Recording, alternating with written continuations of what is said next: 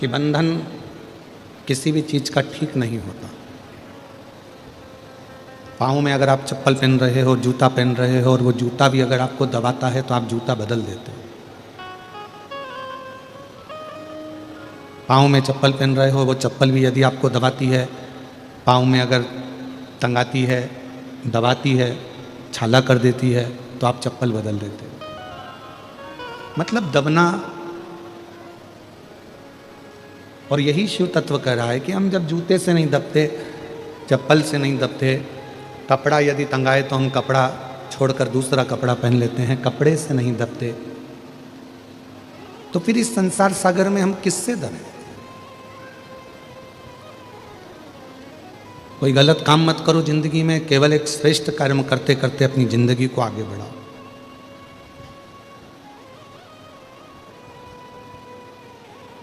देश की एक सीमा होती है कि भारत देश इतना इतना फैला हुआ है, हमारे भारत देश की ये सीमा है।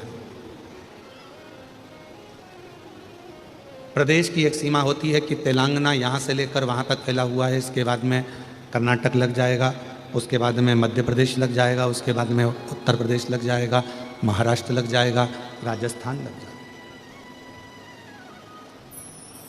एक जिले की भी सीमा होती है कि ये जिला यहाँ है।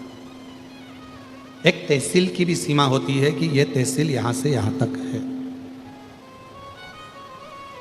एक पुलिस की भी सीमा होती है कि पुलिस अपने एरिया में दूसरे का एरिया लग गया, बॉर्डर पर कोई है तो वो कहता है कि इधर का है, वो कहता है केस उधर का है, वो कहता है इधर का है।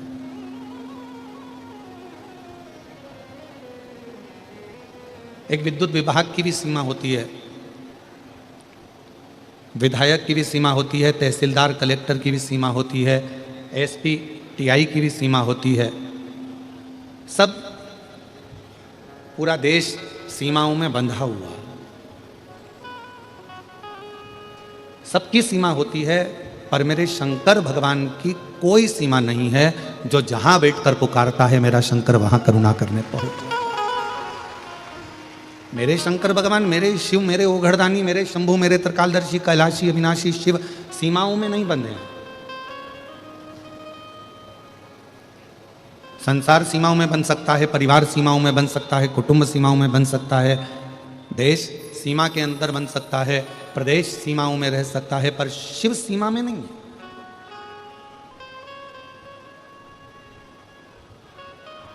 आज के जमाने में अगर विदेश की भूमि को भी खोदा जा रहा है तो उसमें से भी शिवलिंग निकल रहा है।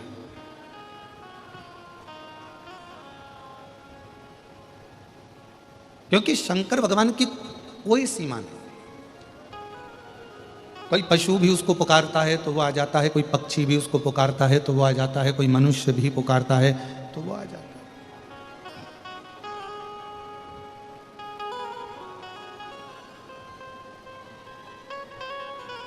सीमाओं में बंधा हुआ परमात्मा कभी नहीं होता। आप सभी ने श्रीमद् भागवत में गज और ग्रह की कथा सुनी होगी।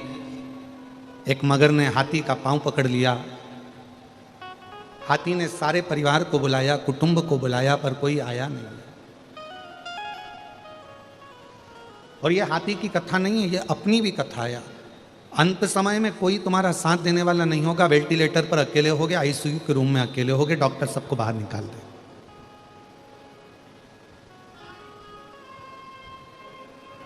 विपदा की घड़ी में कोई साथ देने वाला नहीं होता, विपदा की घड़ी में आपका विश्वास, आपकी मन की दृढ़ता, भरोसा ही आपका साथ देता है। और अंत समय प्रभु आना पड़ेगा, वचन दिया तो निभाना पड़ेगा। जिनको आता है वो सब पंडालों में बैठकर साथ में बोला करो, अंत समय प्रभु आना पड़ेगा, वचन दिया तो निभाना पड़ेगा। आए ना आए प्रभु कुटुंब हीरा, अंत समय शिव आना पड़ेगा, अंत समय प्रभु आना पड़ेगा। कोई आएगा ना आएगा। गज और ग्रह की कथा कहती है, हाथी के पांव को मगर ने पकड़ लिया। हाथी के रिश्तेदार बहुत थे, कुटुंबी बहुत थे, सबने आवाज़ लगाया, हाथी ने पुकारा, सब आए, पानी के पास में आकर सब खड़े हो गए, पर हाथी का पांव छुड़ाने वाला कोई भी नहीं।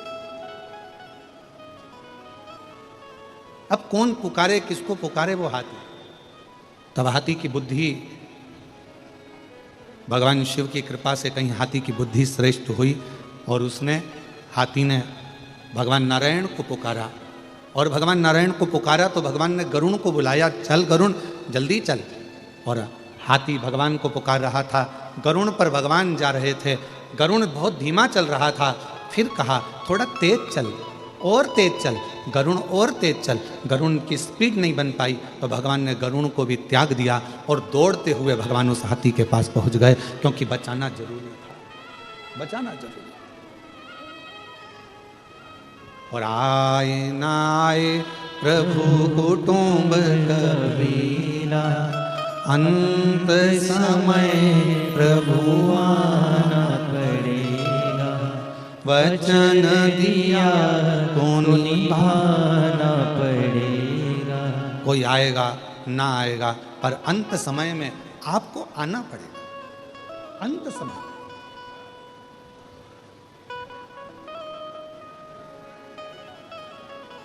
हमारे भारत की भूमि पर बिहार के मधुबनी में एक महादेव का मंदिर है। स्वयंभू प्रगट मेरे शंकर भगवान का एक शिवलिंग है, जिसको उगना महादेव कहते हैं। कौन सा महादेव है? उगना महादेव। आप लोग बोलो एक बार जम के, उगना महादेव। उगना, उगना महादेव। फिर से बोलो, उगना महादेव। ये भारत की भूमि पर वो शिवलिंग है जो स्वयंभू प्रगट है। मधुबनी जिला बिहार के अंतर्गत ये उगना महादेव आते हैं।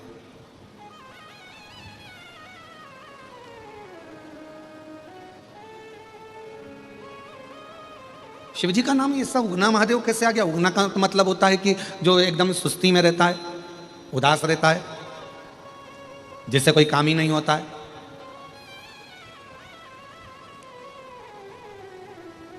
और भगवान शंकर का नाम उगना महादेव हो गया। शिव कथा कर रही है, भगवान शंकर का चरित्र कर रहा है। एक विद्यापति थे, बड़े अच्छे कवि थे, बहुत अच्छी कविता का पाठ करते थे, मैथिली थे, और अपनी कविता वो किसी को नहीं सुनाते थे। अगर सुनाते थे तो केवल देवाधिदेव महादेव को सुनाते थे, और किसी से अपने मन का भाव वो कहते नहीं थे। कविताओं के माध्यम से शिव जी की स्तुति किया करते थे। अब धीरे धीरे धीरे धीरे विद्यापति बुजुर्ग होते चले गए। अवस्था सबकी डलती है, बचपन आया है तो जवानी भी आएगी, जवानी आई है तो अधेड़ी भी आएगी, और अधेड़ी आई है तो बुढ़ापा भी आएगा। पर इतना जरूर याद रखें कि बचपन खेल में खोया, जवानी नींद भर सोया, बुढ़ापा देख कर रोया, सिराने मौत हंसती है। अंत में जब बुढ़ापा आए तो व्यक्ति को रोना ना पड़ जाए। बचपन गया जाने दो, जवानी गई जाने दो, अधेड़ी गई जाने दो, पर बुढ़ापा मत बिगड़ने दो। ये शिव महापुराण की कथा कहती है। शिव महापुराण की कथा कहती है, जब भी कैमरे वाले के सामने जाना, फोटो खिंचवाने के लिए जाना, घर से तुम पाउडर लगा कर गए कि नहीं गए उससे मतलब नहीं है, खूब सारा क्रीम लगा कर गए कि नहीं गए उससे कोई मतलब नहीं है, अच्छा कपड़ा पहन कर गए कि नहीं गए उससे कोई मतलब नहीं है। फोटो वाले के सामने आप कितना भी अच्छा कपड़ा पहन कर चले जाओ, फोटो वाले के सामने आप कितनी भी अच्छी क्रीम पाउडर लगा कर चले जाओ, फोटो वाले के सामने आप हेयर स्टाइल चेंज कर कर चले जाओ, फोटो वाले के सामने आप डेंटिंग पेंटिंग कितना भी कर कर चले जाओ, और फोटो वाले के सामने जाकर एकदम जम के जाकर सिर पे पल्लू लेकर और बैठ गए, बैठे।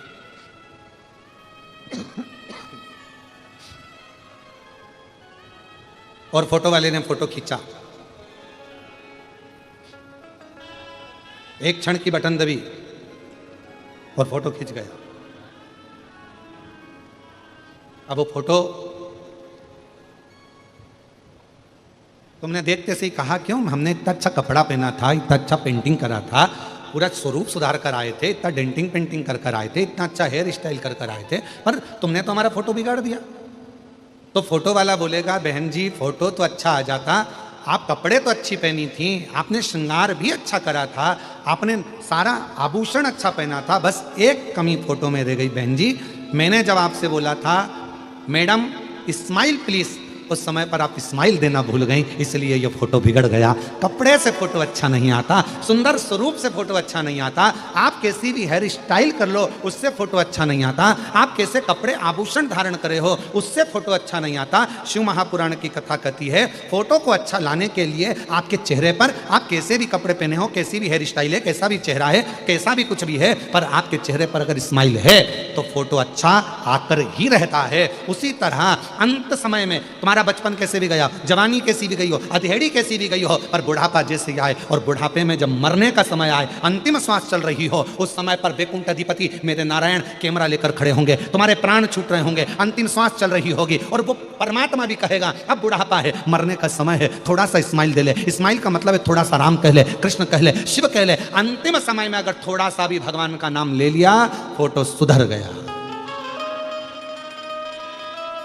और अंत समय सब बोलो सब, प्रभु आना पड़ेगा, वचन दिया तो निभाना पड़ेगा। और आए ना आए प्रभु कुटुंब कबीरा, अंत समय प्रभु आना कोई साथ देगा नहीं। बचपन गया जाने दो, तुमने कपड़ा कैसा भी पहना जाने दो, तुमने श्रृंगार, जवानी आई तुमने श्रृंगार कैसा भी करा जाने दो, अधेड़ी आई तुम कैसे भी जिंदगी जिए चलेगा, पर बुढ़ापा तुम्हारा बिगड़ना नहीं चाहिए। सबसे कठिन है बुढ़ापा, पर बुढ़ापे को संवारने का सबसे सुंदर तरीका है तुम्हारा मौन रहकर भगवान की भक्ति को धारण करना।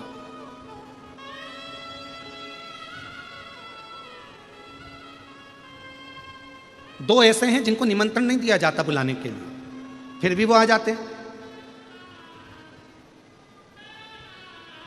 और दुनिया में कोई ऐसा पैदा नहीं हुआ जो इन दो को निमंत्रण देता। और मुझे विश्वास है हैदराबाद के लोग भी इनको निमंत्रण नहीं देते होंगे, फिर भी वो तुम्हारे यहां आ जाते हैं।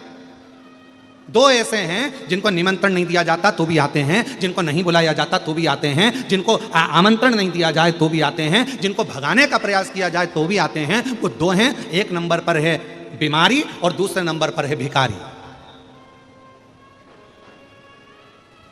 ये दो ऐसे हैं जिनको निमंत्रण नहीं दिया जाता, ये दो ऐसे हैं जिनको कोई आमंत्रण नहीं दिया जाता, ये दो ऐसे हैं जिनको कोई पत्र नहीं भेजा जाता। किन किन को? जम के बोलो। पहले नंबर पर बीमारी और दूसरे नंबर पर भिखारी। इन दोनों को कोई पत्र नहीं भेजता, इन दोनों को कोई निमंत्रण नहीं भेजता, इन दोनों को कोई बुलाने का आदेश नहीं आता, फिर भी ये दो अपने घर में जरूर आते हैं, अपने द्वार पर जरूर आते हैं। पहले नंबर पर होती है बीमारी। बीमारी को कोई नहीं बुलाता, फिर भी बीमारी अच्छे अच्छे घर में, अच्छे अच्छे परिवार में, जिनके यहाँ डल्लफ के गद्दे हैं, एसी का रूम है, कालीन बिछे हुए हैं, जिनके यहाँ पानी भी आरओ का चलता है, बिस्लरी की बोतल पीते हैं, खूब अच्छे अच्छे क्रीम और पाउडर में रहते हैं, और खूब योगा भी करते हैं, एंजॉय भी करते हैं, साथ में बड़े सोच समझ कर खाते हैं। मैं बाजार की चटनी नहीं खाऊंगी, मैं बाजार का ये नहीं खाऊंगा, मैं वो नहीं खाऊंगा। उसके बाद भी बीमारी को निमंत्रण नहीं दिया जाता और बीमारी घर के अंदर प्रवेश कर जाती है। उसी तरह भिखारी, भिखारी को कोई नहीं बुलाता तो भी वो दरवाजे पर आ ही जाता है। कैसे बचोगे, कैसे बचोगे?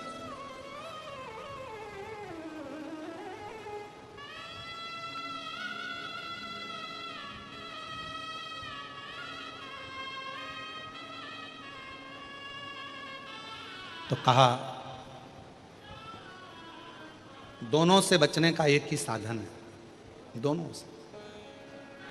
अरे मुख में हो राम नाम, राम सेवा हाथ में, तू अकेला नहीं प्यारे राम तेरे साथ में।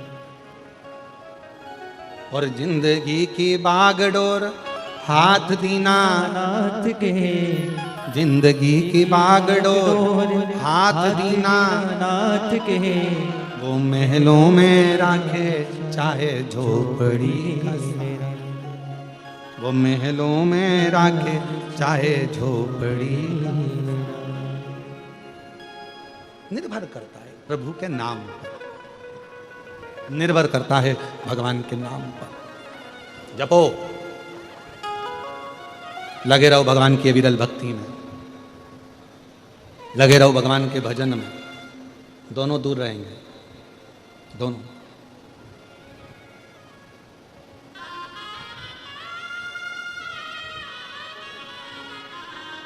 भजन करने वाले के पास भी बीमारी कम जाती है और भजन करने वाले के पास भिखारी भी कम जाता है। उसको मालूम है ये तो पहले से ही ऐसा दिख रहा है, इसके पास क्या होगा।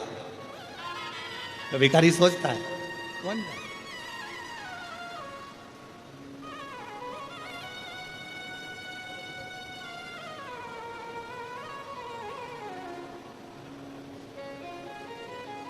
दूर है, कथा कह रही है, भगवान शंकर का चरित्र कह रहा है। हाथी ने परमात्मा को पुकारा, कोई नहीं आया, तब परमात्मा आया, अपना गरुड़ छोड़कर आ गया। सीमा नहीं है मेरे भगवान की। किसी भी देश में, विदेश में, प्रदेश में, गांव में, नगर में, शहर में, कहीं पर भी रहकर आप भगवान को पुकारना प्रारंभ करो। मेरा भगवान ये नहीं दे। अब आपके यहाँ तो ये तेलंगाना में तेलुगु चलती है, कर्नाटक में। एक बहन जी ने पत्र लिखा है, हम तो कल बोलने वाले थे कि किसी को कन्नड़ आती हो तो हमारे पास आकर पत्र पढ़ दो, हमको पढ़ना नहीं आ रहा। उन्होंने कन्नड़ भाषा में लिखा है। एक बहन जी ने तेलुगु भाषा में पत्र लिखा और आगे शुरू में हिंदी में लिख दिया और लिखती है और उसने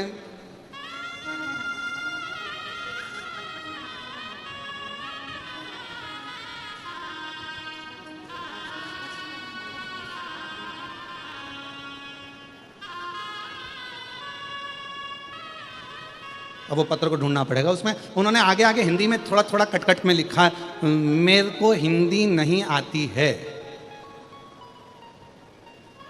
अब हमने सोचा इतना लिखा था तो पत्र भी वैसे ही लिख देती।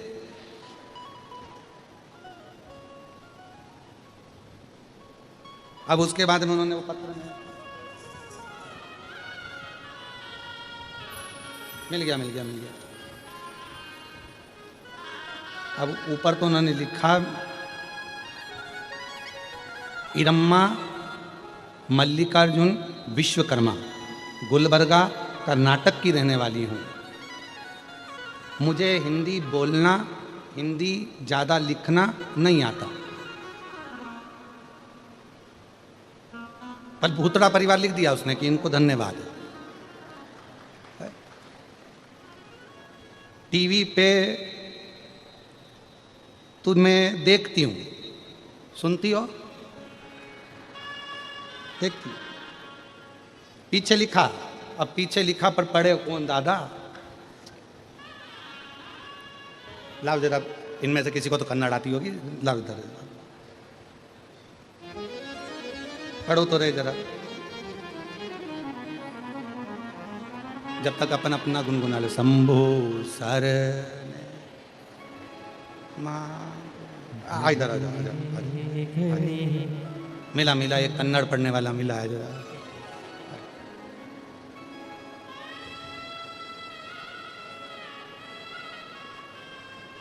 और शंभो शरण पड़ी मांगो घड़ी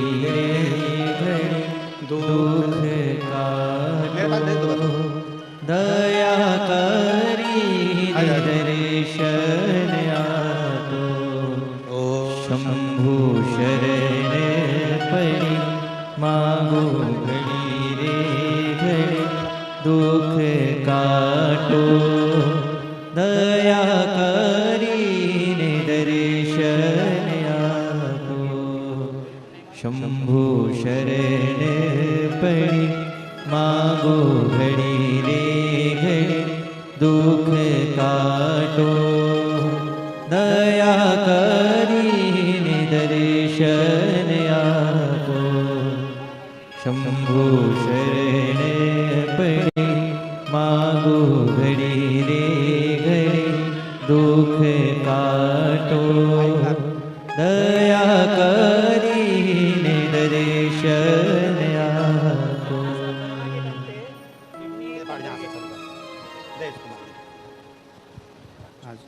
श्री शिवाय नमस्तुभ्यम। ईरम्मा मल्लिकार्जुन विश्वकर्मा, उन्होंने कहा है कि गुलबर्गा से उन्होंने, गुरुजी मुझे नहीं मालूम था कि आपके बारे में। फिर मेरी फ्रेंड ने कहा कि मुझे आपके बदलपुरा कहा। जब से मैं मंदिर जाने लगी हूँ, कोरोना के टाइम पे शंभो नहीं एक सेकंड, कोरोना के टाइम पे मेरे पति को कहा मैंने, उनको किडनी का प्रॉब्लम था। रली और भावना आशीर्वाद। ओके, तो भगवान की दया से मुझे अच्छा लगने लगा है अब। हम तो बाबा के भरोसे चलते हैं, हम तो बाबा के भरोसे चलते हैं।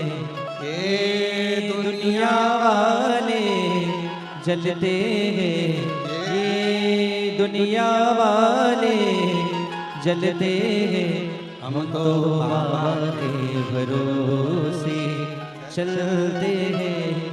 बहुत भाव से मेरी जीजी, आपने जो पत्र लिखा है वो बड़े भाव से लिखा और हमने बड़े भाव से इसको पढ़वाया भी और बहुत सुंदर सुंदर भाव उसमें आपने व्यक्त किया। हम तो बाबा के भरोसे चलते हैं, हम तो बाबा के भरोसे चलते हैं। ये दुनिया वाले जलते हैं, ये दुनिया वाले जलते हैं, हम तो बाबा के भरोसे चलते हैं, हम तो बाबा के भरोसे चलते हैं। तो जो दिल से भाव से आपने लिखा, कहीं पर भी रहें, कोई प्रदेश में, कोई देश में, विदेश में, कोई जिले में, कोई शहर में, तुम्हारा मन पड़े जहाँ रहो, पर मुख से अगर भगवान का नाम पुकार रहे हो, हृदय से श्री शिवाय नमस्तुभ्यम कह रहे हो, तो ये निश्चित है कि पुलिस की सीमा हो सकती है, भारत की एक देश की सीमा हो सकती है, प्रदेश की सीमा हो सकती है, जिले की सीमा हो सकती है, तहसील की सीमा हो सकती है, पर मेरे बाबा की कोई सीमा नहीं है। जहां पुकारोगे, जब पुकारोगे, जैसे पुकारोगे, मेरा शंकर तुम्हारे सामने खड़ा हो। वो सीमा से हटा हुआ है, उसकी कोई सीमा। बस दिल से, हृदय से शिव को पुकारो। जैसे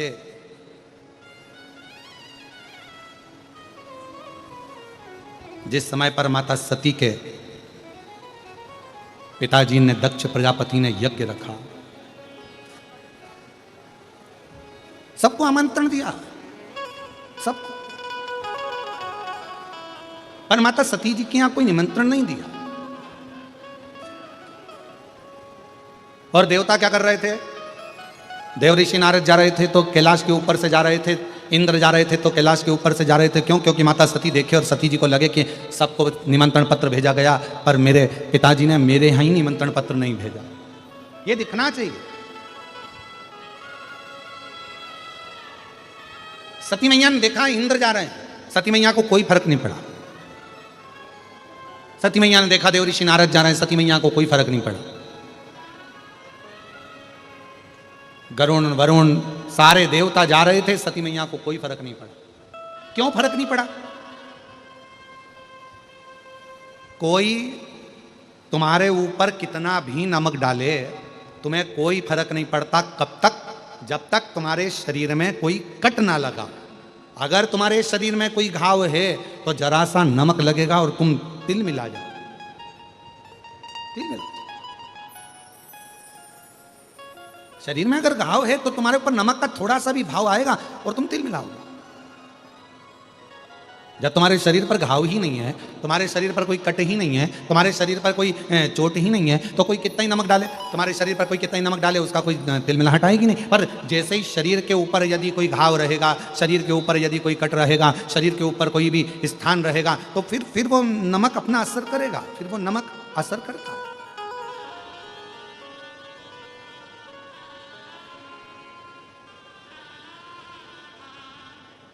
फिर वो नमक अपना असर कर सकता है।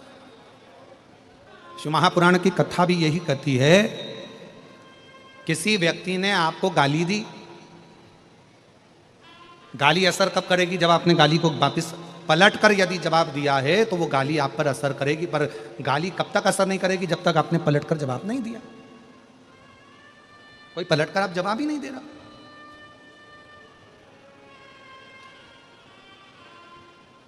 किसी ने आपको अपशब्द दिया, ताना दिया, आड़ा टेढ़ा बोला, आपने अगर पलटकर जवाब दिया तो समझ लो आपने गाली को लिया। आपने पलटकर अपशब्द बोले तो मतलब आपने पलटकर उसने जवाब दिया है, तो मतलब उसने गाली को स्वीकार किया है।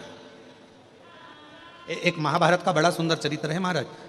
जिस समय पर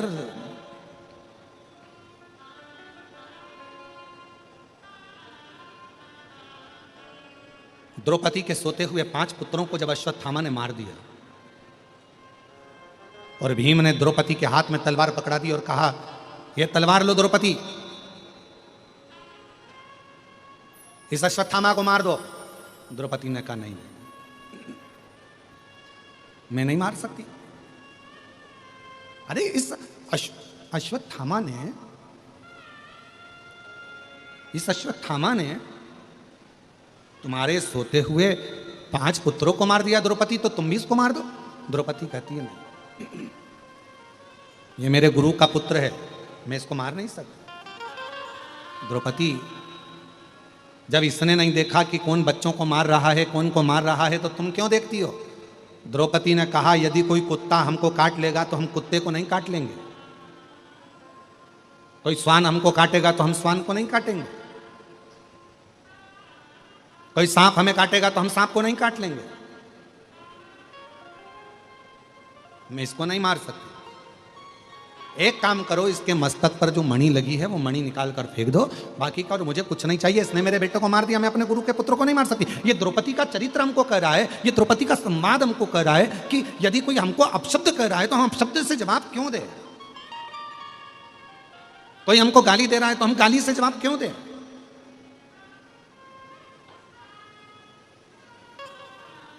अगर हम पलट कर वही जवाब दे रहे हैं तो ये तो वही हो गया कि हमारे शरीर में घाव है। सती माता ने कोई जवाब नहीं दिया। नारद जी बार बार निकल कर जा रहे थे, इंद्रदेव निकल कर जा रहे थे, वरुण गरुण निकल कर जा रहे थे, 33 कोटि देवता दक्ष प्रजापति के यहाँ जा रहे थे। माता सती ने कोई जवाब नहीं दिया। आखिरी में हुआ क्या? जब देव ऋषि नारद ने देखा कि सती के चेहरे पर कोई सली नहीं आ रहा, तब देव ऋषि नारद माता सती के पास आ गए और सती से जाकर कहा, माँ आपके पिताजी यज्ञ रखे हैं और उस यज्ञ में सबको बुलाया, आपके पति को और आपको नहीं बुलाया। बस अब माता सती का हृदय, अब माता सती का दिल अब रोया, अब रोया। और शंभु शरणे मांगू घड़ी रे घड़ी, दुख काटो दया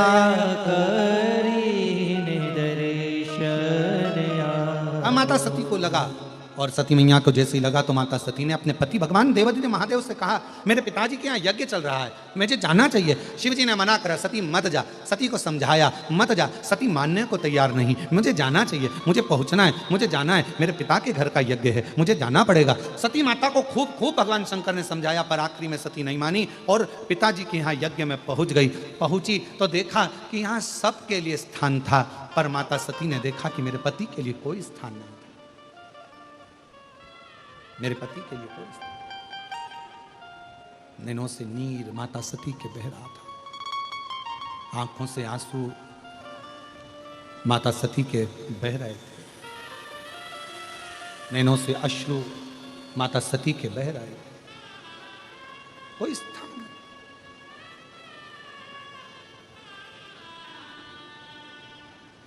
कितना सुंदर कहा है माता सती ने, जरा ध्यान से सुनना। एक एक जितने भी आस्था चैनल पर कथा सुन रहे हैं, जितने फेसबुक यूट्यूब पर कथा सुन रहे हैं, और जितने भी इस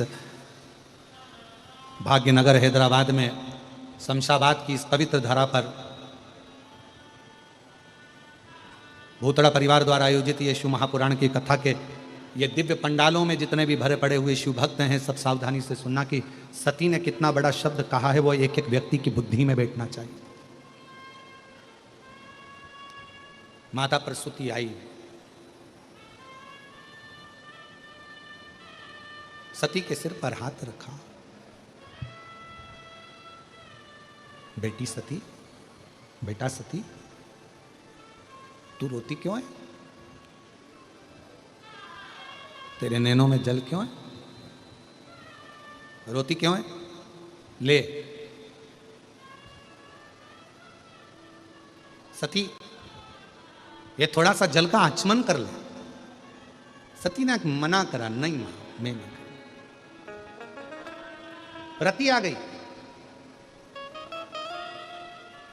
रोहिणी आ गई,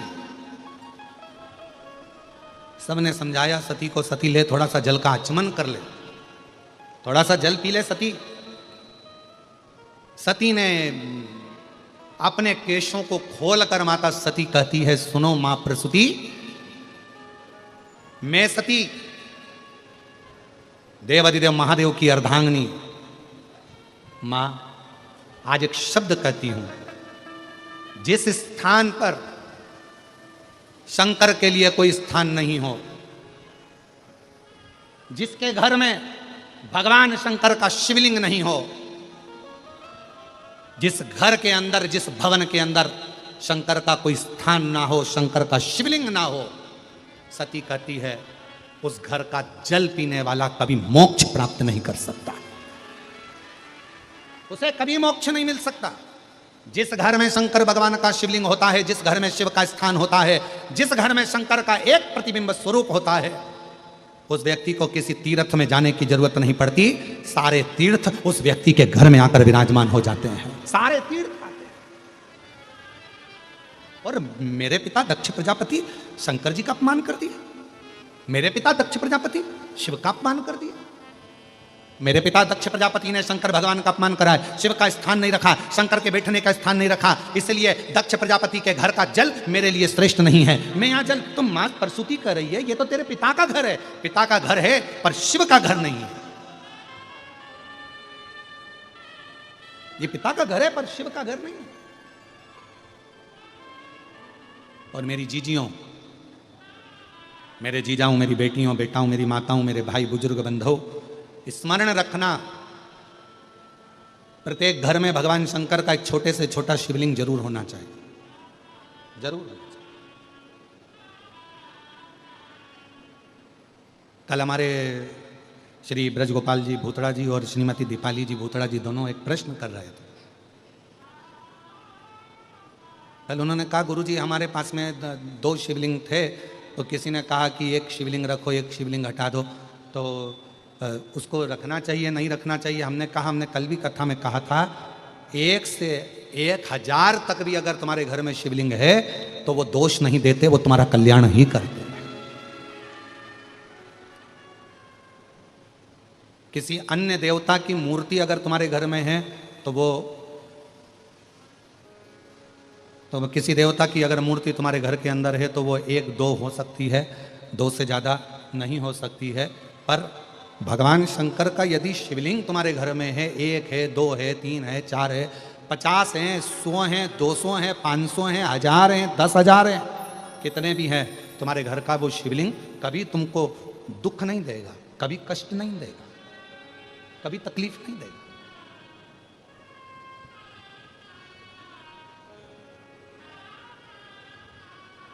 कितने भी शिवलिंग। और हाँ, एक बात याद रखना, अगर तुम्हारे घर के अंदर कोई शिवलिंग नहीं है तो शिव महापुराण की कथा कहती है, सती माता का चरित्र कहता है, फिर उस घर से गया हुआ व्यक्ति कितने भी तीर्थ कर आए, कितने भी तीर्थों का जल लेकर आ जाए और कितने भी तीर्थ कर आ जाए, उस तीर्थ का कोई फल नहीं होता अगर घर के अंदर शिवलिंग नहीं होता। घर के अंदर शिवलिंग का होना बहुत जरूरी, भले छोटा सा, भले छोटा, वो घर में होना चाहिए। और मैंने तेरे ही भरोसे, एक पत्र अच्छा है जी, बाबा तेरे ही भरोसे हवा विच उड़ती जावांगी, बाबा डोर गतो छड़ीना में कटी जावांगी, भोले में तेरी पतन शंभू में तेरी पतन।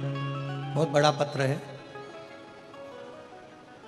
हैदराबाद भी बड़ा है ना, इसलिए पत्र भी बड़ा है, ठीक है। मैं प्रियंका राहुल सोनी, कहीं बैठी हो प्रियंका राहुल सोनी तो हाथ हिला सकते हैं, और अगर कहीं बैठे हों तो एक बेलपत्र लेने के लिए आ सकते हैं। मैं प्रियंका राहुल सोनी पुराना पुल हैदराबाद से। सबसे पहले मैं भूतड़ा जी को धन्यवाद करना चाहती हूँ और बाबा कुछ साधुवाद देना चाहती हूँ। शिव जी ने बड़ी कृपा करी।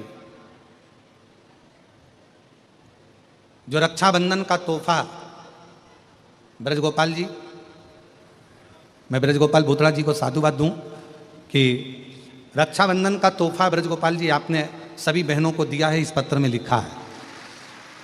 ये शिव कृपा। गुरुजी, भोले बाबा का मैं क्या गुणगान करूं, मेरे पास शब्द कम पड़ जाएंगे। मेरी शादी हुई और मेरी नौकरी नहीं लग पा रही थी, तब बाबा की कृपा से पहली बार आपकी कथा सुनना प्रारंभ करी, शिव जी को जल चढ़ाना प्रारंभ करा और बाबा की कृपा से एक बहुत बड़ी कंपनी में मेरा जॉब लग गया। गुरुदेव, मेरी बेटी का जन्म हुआ और जन्म होने के बाद उसके मुंह में एक छाला हो गया। डॉक्टर को दिखाया तो डॉक्टर ने कह दिया इसका ऑपरेशन करना पड़ेगा। ऑपरेशन का डॉक्टर ने बता दिया, मगर मेरा विश्वास बाबा पर इतना था कि वो छाला एक ही हफ्ते में गायब हो गया और फिर मेरी बेटी पंजे पर चलती थी। वो पूरी खड़ी नहीं हो पाती थी, चल नहीं पाती थी, पर बाबा पर मेरा भरोसा पूर्ण था। डॉक्टर ने कहा था ये ऐसी ही चलेगी, पर बाबा की कृपा से शिवजी के चढ़े हुए जल से आज मेरी बेटी पूरी चलने लगी और बाबा की कृपा से उसका पूरा पांव रखा। मैं शिव को प्रणाम करने के लिए आया और तेरी कृपा का क्या है भरोसा, कब किस पर हो जाए जरा सी। एक लाइन अच्छी लिखी है, अरे लुटा दिया भंडार काशी वाले और कर दिया माला काशी वाले। जो जैसी भावना लाया वो वैसा ही फल पाया, नहीं खाली उसे लौटाया वो मन ही मन हर्षाया। और कर कर दिया दिया माला माल काशी वाले ने, लुटा दिया भंडार काशी वाले। एक पत्र और अच्छा है,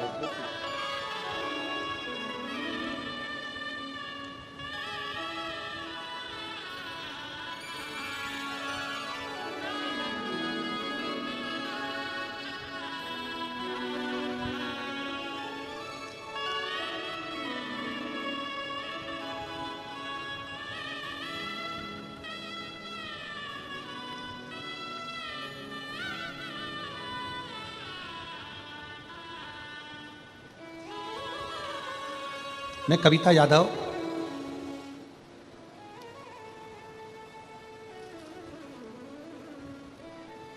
बी शंकर लाल यादव, हम हैदराबाद बेगम बाजार के निवासी हैं। कहीं बैठे हों तो हाथ हिला सकते हैं। हैदराबाद बेगम बाजार के निवासी हैं। बेलपत्री का शिवजी पर चढ़े हुए जल का मैं क्या वर्णन करूं गुरुदेव। मेरी शादी को 9 साल हो गए थे, मेरी उम्र भी 40 वर्ष की हो गई, पर संतान का सुख नहीं हुआ। गुरुदेव, डॉक्टरों का इलाज करवाया, मन्नतें भी बहुत मांगी, पूजा पाठ भी बहुत किया, पर संतान का सुख नहीं आया। हमेशा हर जगह से नाराजगी ही हाथ लगी। अब करें तो करें क्या। तब आपकी कथा पहली बार सुनी और बाबा पर भरोसा जागृत हुआ। शिवजी का पशुपतिनाथ का व्रत, सफ़ेद आंकड़े की जड़ का प्रयोग और प्रदोष टाइम में बाबा का पूजन का विधान आपने जैसा बताया वैसा करा। बाबा की 2022 से कथा सुनना प्रारंभ करी। अवस्था बहुत हो गई थी, 40 साल की मेरी उम्र हो गई, पर संतान का योग नहीं बन रहा था। तब बाबा की कृपा से पहली बार पशुपति व्रत किया और सफ़ेद आंकड़े की जड़ का प्रयोग किया। बाबा ने ऐसी कृपा करी गुरुदेव कि 9 साल के बाद मेरे घर में बाबा की कृपा से 23/9/2023 को बाबा की कृपा से मेरे घर में एक बेटे ने जन्म ले लिया, जिसका नाम मैंने भुवनेश्वर यादव रखा। यह शिव की कृपा से, शंकर की उदारता से, एक विश्वास। कहीं पर भी रहो, सीमा हो सकती है देश की हो, सीमा हो सकती हो प्रदेश की हो, सीमा हो सकती हो पुलिस की हो, सीमा हो सकती हो एक विधायक की, एक सांसद की भी एक सीमा होती है, एक अध्यक्ष की भी सीमा होती है, पर मेरे शंकर भगवान की कोई सीमा नहीं। जिसने दिल से पुकारा, जिसने दिल से नाम लिया, मेरा शंभू वहीं आकर खड़ा हो। वही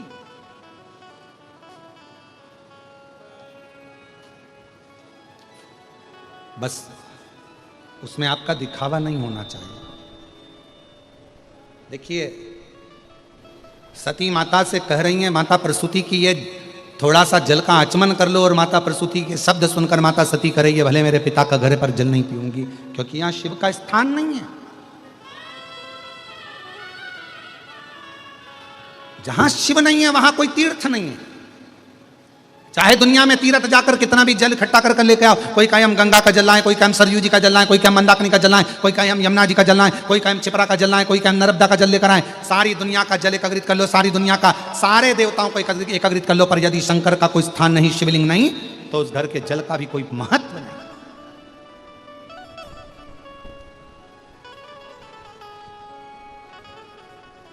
चाय कौन कौन पीता है? हाथ उठाओ जरा, जम के तो उठाओ जरा, हाथ तो उठाओ। चलो ठीक है। चाय की पत्ती को कितना भी उकालो, उसमें कड़वाहट होती कि नहीं होती है? चाय में कड़वाहटपन होता है कि नहीं होता है? होता है ना। शक्कर डाल दो चाय की पत्ती में, उसका कड़वापन जाएगा क्या? जम के तो बोलो। और शक्कर डाल दो चाय की पत्ती में, उसका कड़वापन जाएगा क्या? नहीं जाएगा। चाय का कड़वापन कब जाएगा? जब चाय में थोड़ा सा दूध डल जाएगा। दूध चाय के अंदर गया कि उसका कड़वापन समाप्त हो जाएगा। उसी तरह पूरी जिंदगी कड़वी है। मनुष्य की देह मिली है भोगने के लिए। कभी परिवार, नाते, रिश्ते, कुटुंब, कबीले, ये सब चलेंगे। सारा दुख जिंदगी का हमारे सामने आएगा, सबका सामना करना पड़ेगा। ये दुख, ये कड़वापन हमारी जिंदगी में चलता रहेगा। चाय में कड़वापन रहता है, कड़वाहट रहती है, पर चाय में कितनी भी शक्कर मिलाकर उकाल लो, पर चाय का कड़वापन चाय में हमेशा रहेगा। पर चाय के कड़वेपन को यदि कम करना है तो उसमें दूध डालना पड़ेगा, चाय का कड़वापन समाप्त हो जाएगा। दूध डालते से चाय की कड़वाहट समाप्त हो जाती है। उसी तरह जिंदगी में कितना भी कड़वापन हो, जीवन में कितना बड़ा भी दुख हो, शंकर के नाम का बस उच्चारण करते से ही हमारे जीवन का भी दुख समाप्त होता चले जाता है। हमारे जीवन का भी दुख, हमारे जीवन का भी कड़वापन, हमारे जीवन का भी एक कुछ भी अमंगल हो, वो समाप्त होते चले जाता है। जीवन मंगलमय होना चालू हो जाता है, आनंदित होना चालू हो जाता है। इसलिए चाय को उकालो, शक्कर भी कितना डाल दो, अदरक भी कितना डाल दो, इलायची भी कितना डाल दो, पर चाय की कड़वाहट दूध से ही समाप्त होगी। उसी तरह मनुष्य देह के जीवन का दुख शिव नाम से ही समाप्त हो। शिव नाम से कहीं पर भी बैठकर कभी भी श्री शिवाय नमस्तुभ्यं, श्री शिवाय नमस्तुभ्यं। सब बोलिए श्री शिवाय नमस्तुभ्यं, श्री शिवाय नमस्तुभ्यं, श्री शिवाय नमस्तुभ्यं, श्री शिवाय नमस्तुभ्यं। मात्र उच्चारण मात्र से जीव जब पुकारे ओम नमः शिवाय। अब कोई कहे गुरुजी ओम स्त्री को बोलना चाहिए कि नहीं बोलना चाहिए, पुरुष को कैसे बोलना चाहिए, स्त्री को कैसे बोलना चाहिए, तो हम तो कहेंगे कोई प्रपंच में मत फंसो, तुम्हारा मन करे, तुम्हारा दिल करे वैसे भगवान को पुकारो। हाथी को स्तुति करना नहीं आती थी, हाथी कोई मंत्र नहीं जानता था, हाथी कोई पाठ करना नहीं जानता था, हाथी कोई स्तुति करना नहीं जानता था। बस हाथी ने तो एक पुष्प कमल का तोड़ा और भगवान को ऊपर देखकर पुकारने लगा, और भगवान नारायण गरुड़ छोड़कर भागकर हाथी के लिए पधार गए, हाथी के लिए दौड़ पड़े।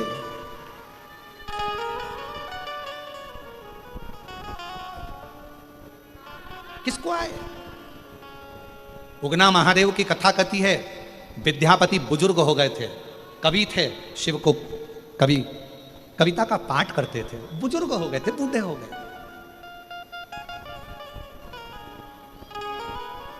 विद्यापति,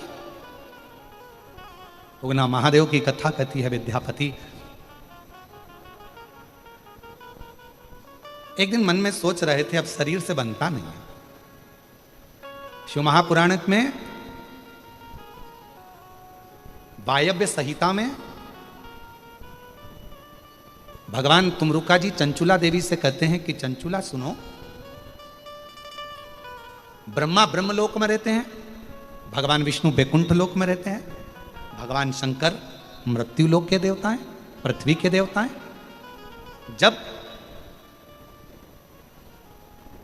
संसार का मनुष्य पृथ्वी के देवता को भगवान देवाधिदेव महादेव के शिवलिंग पर एक लोटा जल चढ़ाता है, और जब मनुष्य की गति, मनुष्य का शरीर जब बेकार होता है, पांव से चलते नहीं बनता, हाथ से काम नहीं बनता, नेत्रों से देखते नहीं बनता, कानों से सुनाई नहीं देता, इंद्रियां साथ छोड़ देती है, तब तुमरुका जी चंचुला देवी से कहते हैं कि मृत्यु लोक के देव अधिदेव महादेव को जिसने एक लोटा जल चढ़ाया होता है, वो एक लोटा जल उसके बुढ़ापे में शंकर भगवान उसका हाथ पकड़कर उसका साथ देने के लिए उसके साथ साथ चलते हैं, साथ। इसलिए सारी समस्या का हल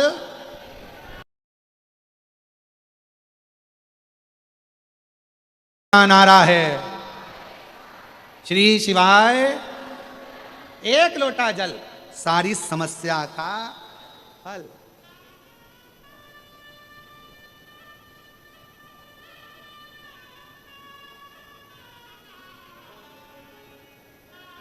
शिव जी को एक लोटा जल चढ़ाओ, शंकर जी का ये चढ़ा हुआ जल एक ना एक दिन काम आएगा।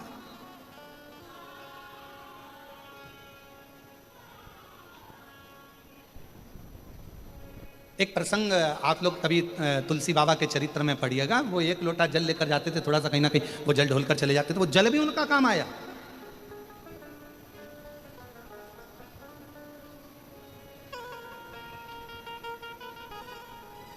चलो एक बात और, एक प्रैक्टिकल करके देखो, कहीं सियोर वाला महाराज जी कहीं गड़बड़ तो नहीं बोल रहा है, तो प्रैक्टिकल जरूर करना।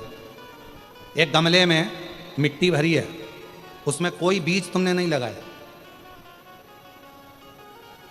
उस गमले में कोई बीज नहीं है, कोई पौधा नहीं है। तुम एक काम करो कि रोज उस गमले में थोड़ा थोड़ा जल डालना चालू करो।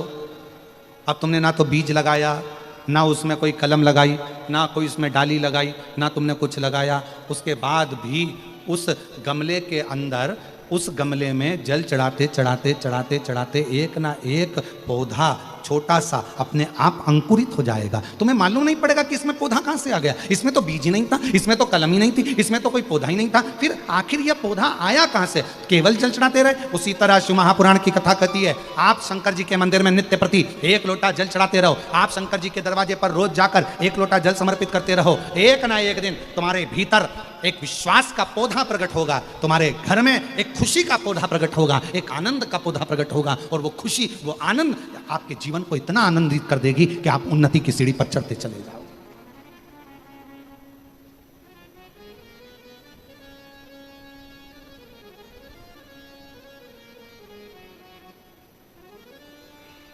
उगना, महादेव की कथा कहती है, विद्यापति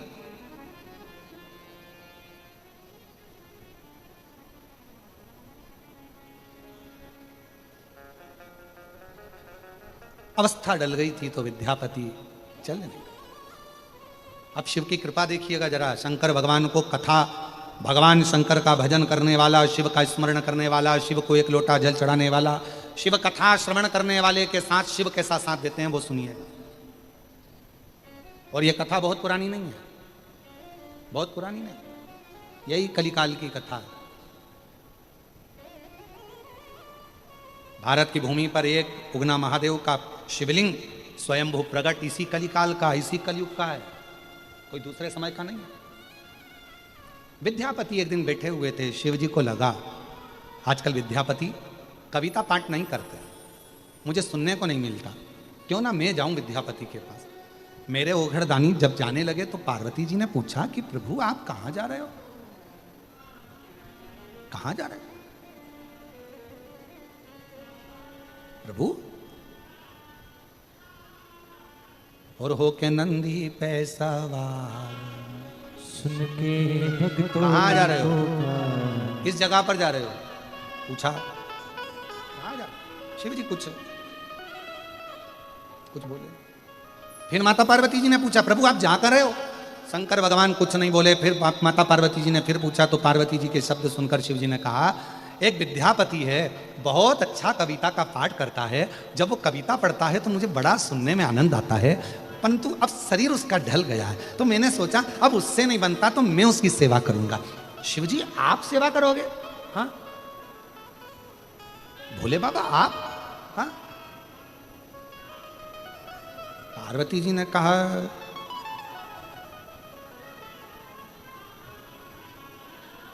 प्रभु ये तो उल्टी रीति नहीं हो जा रही है? दुनिया के लोग महादेव की सेवा करें ये चल जाएगा, पर महादेव दुनिया के लोगों की सेवा करें यह कहां से चलेगा? शंकर भगवान बोले, सुनो पार्वती, जब किसी मनुष्य के भजन का बल बढ़ जाता है, उसकी भक्ति का बल बढ़ जाता है, और मनुष्य जब धीरे धीरे अवस्था ढलती जाती है, तब उसका परिवार साथ छोड़ देता है। पर शंकर जी कहते हैं, पार्वती मैं साथ नहीं छोड़ता, जब सब साथ छोड़ देते हैं तब मैं हाथ पकड़कर उसको आगे बढ़ाकर लेकर जाता हूं, तब मैं जाता हूं। जब कोई नहीं आता भोले बाबा आते हैं, जब कोई नहीं आता भोले बाबा आते हैं, मेरे दुख के दिनों में वो बड़े काम आते हैं, मेरे दुख के दिनों में वो बड़े काम आते हैं। जब कोई नहीं आता भोले बाबा आते हैं, जब कोई नहीं आता भोले बाबा आते हैं, मेरे दुख के दिनों में वो बड़े काम आते हैं, मेरे दुख के दिनों में वो बड़े काम आते हैं। कोई नहीं आएगा, मैं आऊंगा। फिर वही वाली लाइन आ गई, अंत समय प्रभु आना पड़ेगा, वचन दिया तो निभाना पड़ेगा। आए ना आए प्रभु कुटुंब कबीला, अंत समय प्रभु आना कोई ना आए पड़ेगा। तो तू आना, कोई ना आए तू, कोई साथ दे नहीं तब तू देना।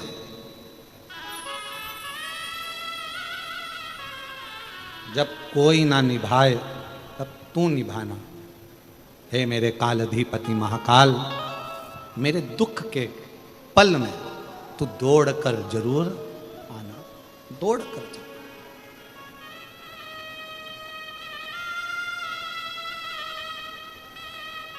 तब तू आना, और तेरी कृपा से, तेरी दया से, तेरी करुणा से सुख का अनुभव।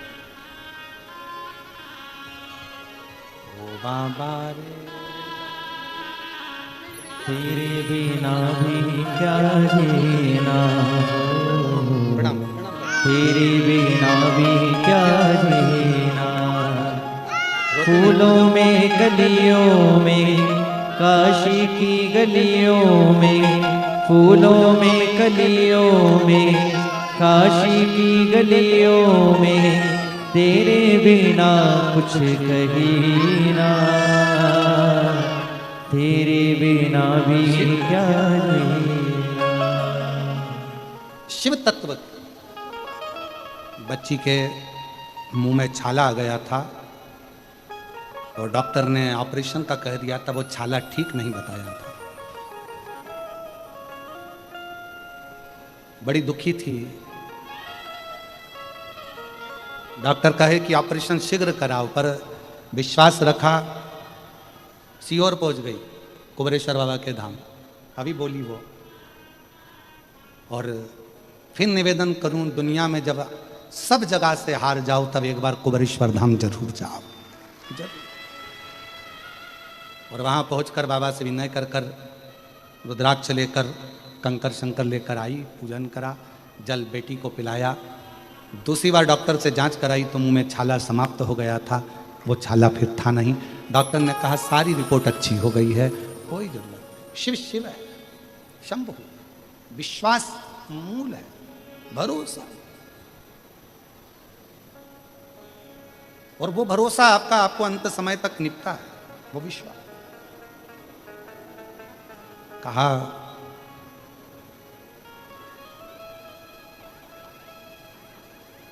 विद्यापति के लिए शिव जी कह रहे हैं कि मैं जाऊंगा, और विद्यापति के लिए भगवान देवादिदेव महादेव भगवान शंकर स्वयं गए, स्वयं।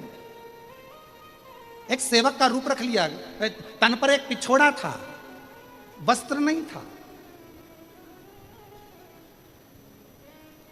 एक लंबी सी चोटी थी मेरे भोले बाबा की, मस्तक पर एक छोटा सा त्रिपुंड लगा हुआ था मेरे शिव जी को, तन पर एक धोती लपेटे हुए थे मेरे बाबा भोलेनाथ। और विद्यापति के दरवाजे पर पहुंच गए और आवाज लगाकर कहा, विद्यापति जी, ओ विद्यापति जी, विद्यापति जी, ओ विद्यापति जी। विद्यापति जी को आवाज लगाई, विद्यापति जी ने आवाज सुनी, अंदर बुलाया, कौन है रे, अंदर आ। तो कहा, मुझे काम की जरूरत है, मैं आपके यहाँ काम करना चाहता हूँ, मेरा कोई भी नहीं है संसार में, मैं आपका कोई भी काम कर दूंगा, मुझे रख लो। विद्यापति जी ने कहा, मेरे को तो खुद खाने के लाले पड़ रहे हैं, मेरे पास कुछ धन नहीं, दौलत नहीं, संपदा नहीं, मेरे पास में कोई धन नहीं है, दौलत नहीं है, संपदा नहीं है, मैं तुझे क्या दूंगा, मेरे पास तो कोई तेरे को देने के लिए तनख्वाह भी नहीं है। इतने में शंकर भगवान जो एक साधारण से मनुष्य के रूप में थे, कहा, मुझे कुछ मत देना, आप तो बस मुझे 2 समय का भोजन दे देना, बहुत है। विद्यापति जी बोले, 2 समय का भोजन? शिव जी ने कहा, चलो ठीक है, एक काम करो कि 1 समय का भोजन दे देना, बस बहुत है। इतने में भगवान शंकर को देखकर विद्यापति के मन में आया, कैसा साधारण सा उगना जैसा बालक है, चलो ठीक है, आज से मैंने तेरा नाम उगना रख दिया है, उगना, चल ठीक है, तू काम करते रहना, तुझे 1 समय का भोजन मिलेगा। अब तो उगना काम में लग गया। विद्यापति जी जब कविता पाठ करते, उगना बैठ जाता, सुनता और काम में लगा रहता। धीरे धीरे धीरे धीरे समय बीता। एक दिन नगर के राजा के यहाँ से सूचना आ गई कि विद्यापति को हमारे घर में आकर कविता का पाठ करना पड़ेगा।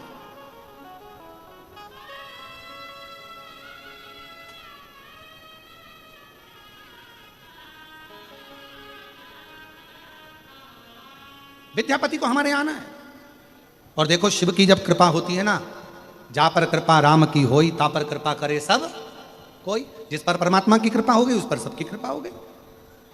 राजा के यहां से सूचना आ गई विद्यापति जी के यहाँ, विद्यापति आपको हमारे यहाँ आकर पाठ करना है। विद्यापति खुश हो गए, जिंदगी में पहली बार किसी राजा के यहाँ जाकर मुझे कविता पाठ करने का मौका मिलेगा। विद्यापति चल दिए, चले, उगना साथ में। चलते चलते बीच रास्ते में विद्यापति जी को प्यास लगने लगी, बहुत तेज। अरे उगना, बहुत प्यास लग रही है, जल्दी जल लेकर आ। उगना ने देखा, ना कोई तालाब है, ना बावड़ी है, ना कुआं है।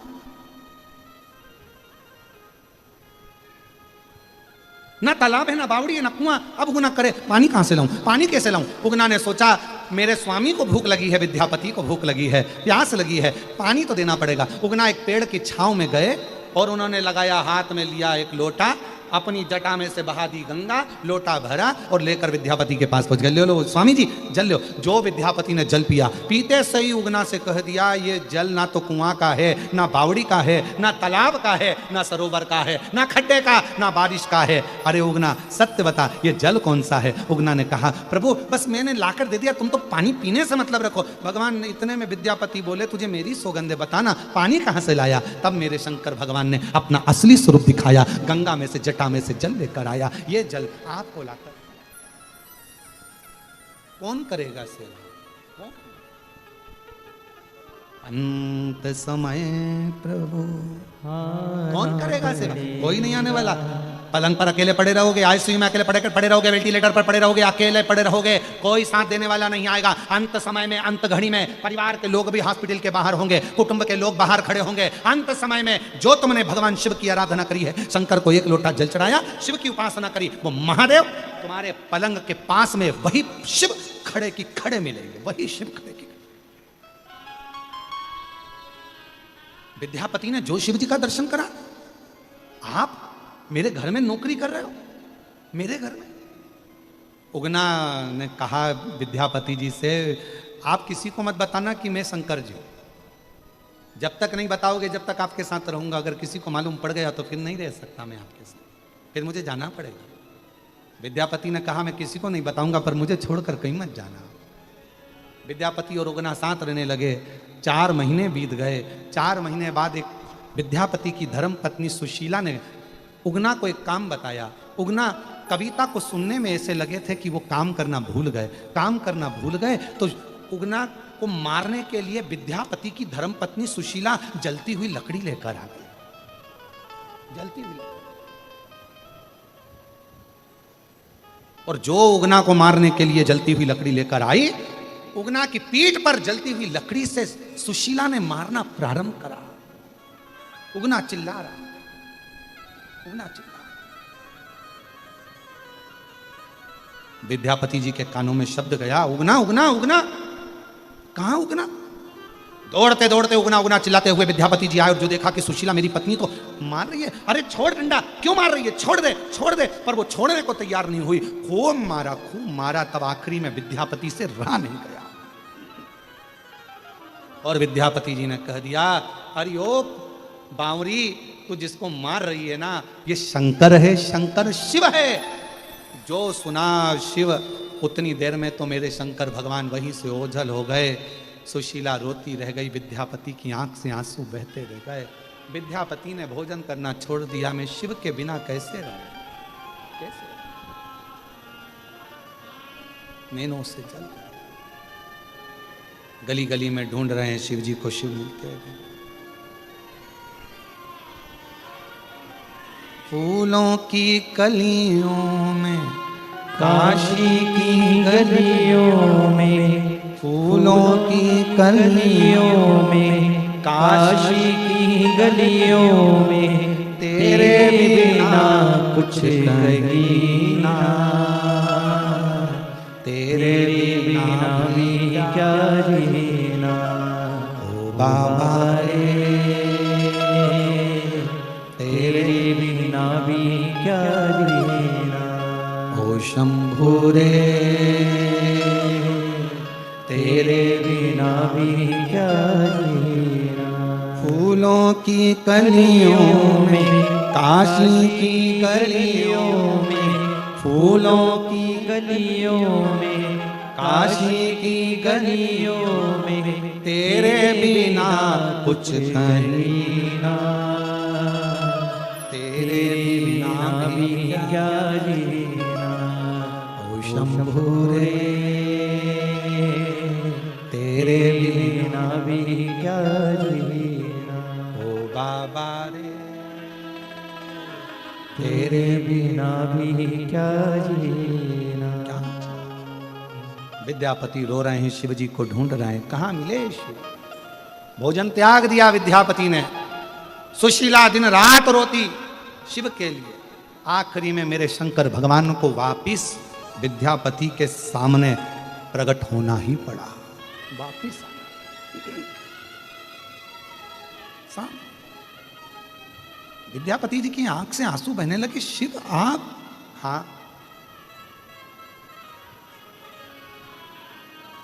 मुझे ये जटा वाला शिव नहीं चाहिए, मुझे तो मेरा उगना शिव चाहिए। उगना के रूप में शंकर जी ने जो दर्शन दिया तो विद्यापति हाथ जोड़कर बोले, अब कभी मत जाना, कभी मत जाना, बहुत मुश्किल से मिले हो, कभी मत। शंकर भगवान विद्यापति के सामने ही शिवलिंग का एक रूप धारण कर लिए। कहा, सुनो विद्यापति, इस कलिकाल में तुमने मुझे प्रकट करा है। विद्यापति, आज से ये शिवलिंग मेरी जगह पर उगना के नाम से यहीं पर स्थापित होगा। बिहार के मधुबनी जिला के अंतर्गत आज भी उगना महादेव विद्यापति के लिए वहां पर विराजमान हो गए। शिव जी ने कह दिया, सुनो विद्यापति, संसार का जो मनुष्य इस उगना महादेव का दर्शन कर लेगा, वो दुनिया में संसार सागर में कभी दूसरा जन्म नहीं लेगा, वो मेरे ही धाम को चला जाए। मेरे ही धाम, वो उगना महादेव।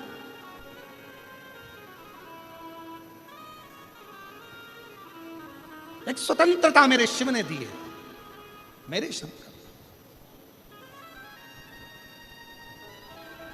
बस अपने कर्म को करते हुए, अपने कर्म के आनंद को करते हुए अपनी जिंदगी की सार्थकता को सिद्ध करो।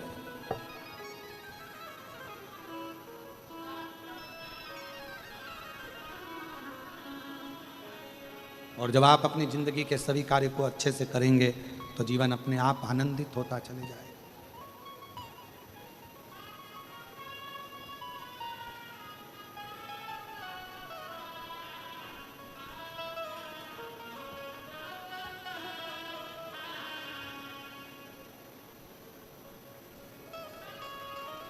शिव का नाम उच्चारण करते हुए, शिव तत्व को धारण करते हुए चलिए, चलिए। और अपनी किस्मत का ताला अपनी किस्मत का ताला तुम खोलते चलो।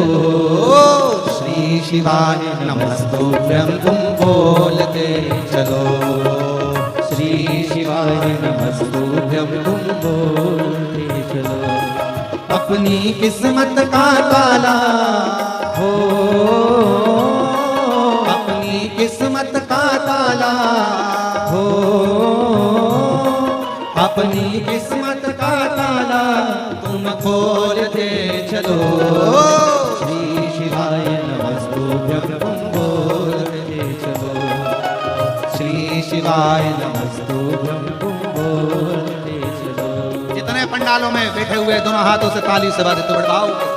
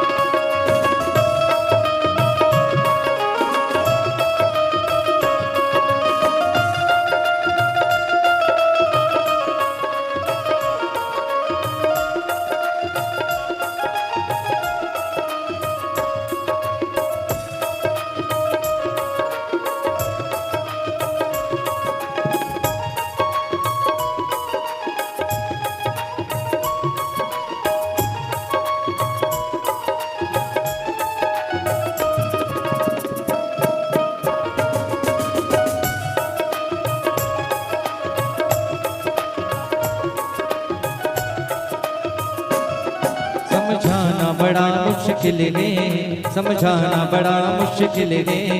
आखिर वो दर्द दिल है, आखिर वो दर्द दिल है। सच्चा दरबार लगा है ये भोले की महफिल है। सच्चा दरबार लगा है ये भोले की महफिल है। नैनों को डमरू वाले का हो नैनों को डमरू वाले का हो नैनों को डमरू वाले का दीदार चाहिए। वो काशी रहने वाला भोलानाथ चाहिए।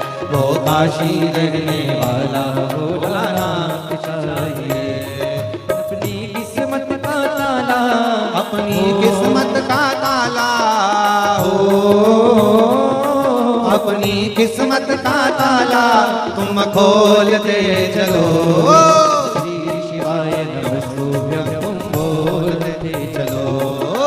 श्री शिवाय नमस्तुभ्यं तुम बोलते चलो। शंभो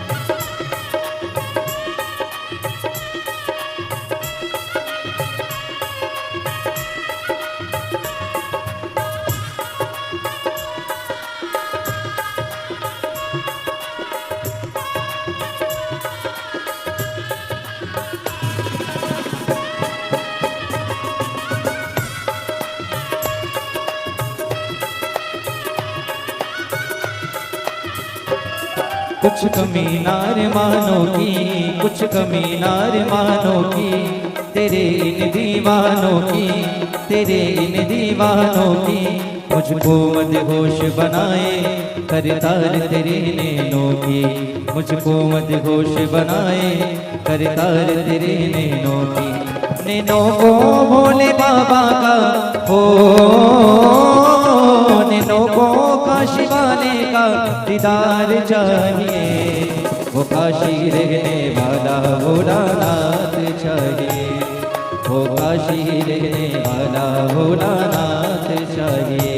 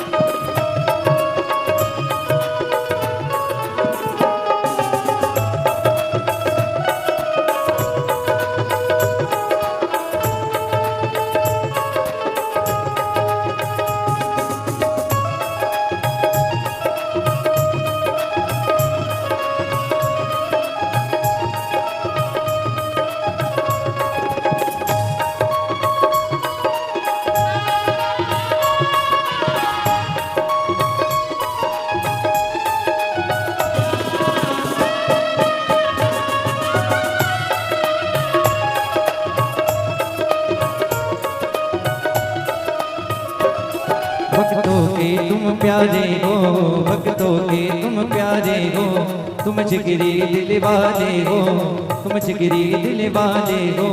कितनों पे डोरे डाले तेरे नैन बड़े मत वाले, कितनों पे डोरे डाले तेरे नैन बड़े मत वाले।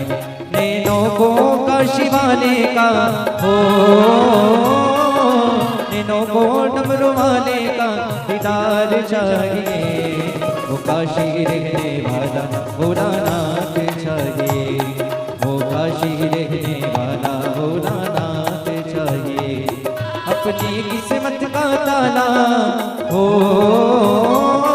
अपनी किस्मत का ताला तुम खोलते चलो, श्री शिवाय नमस्तुभ्यं तुम बोलते चलो, श्री शिवाय नमस्तुभ्यं तुम बोलते चलो।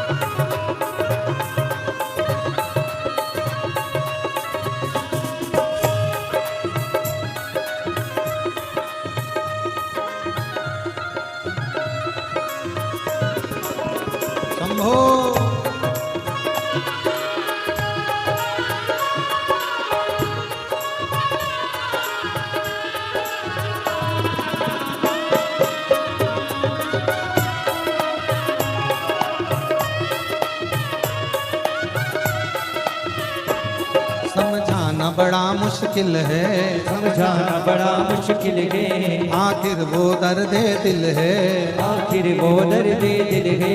सच्चा दरबार लगा है ये भोले की महफिल है, सच्चा दरबार लगा है ये भोले की महफिल है, सच्चा दरबार लगा है ये भोले की महफिल है, सच्चा दरबार लगा है ये भोले की महफिल है।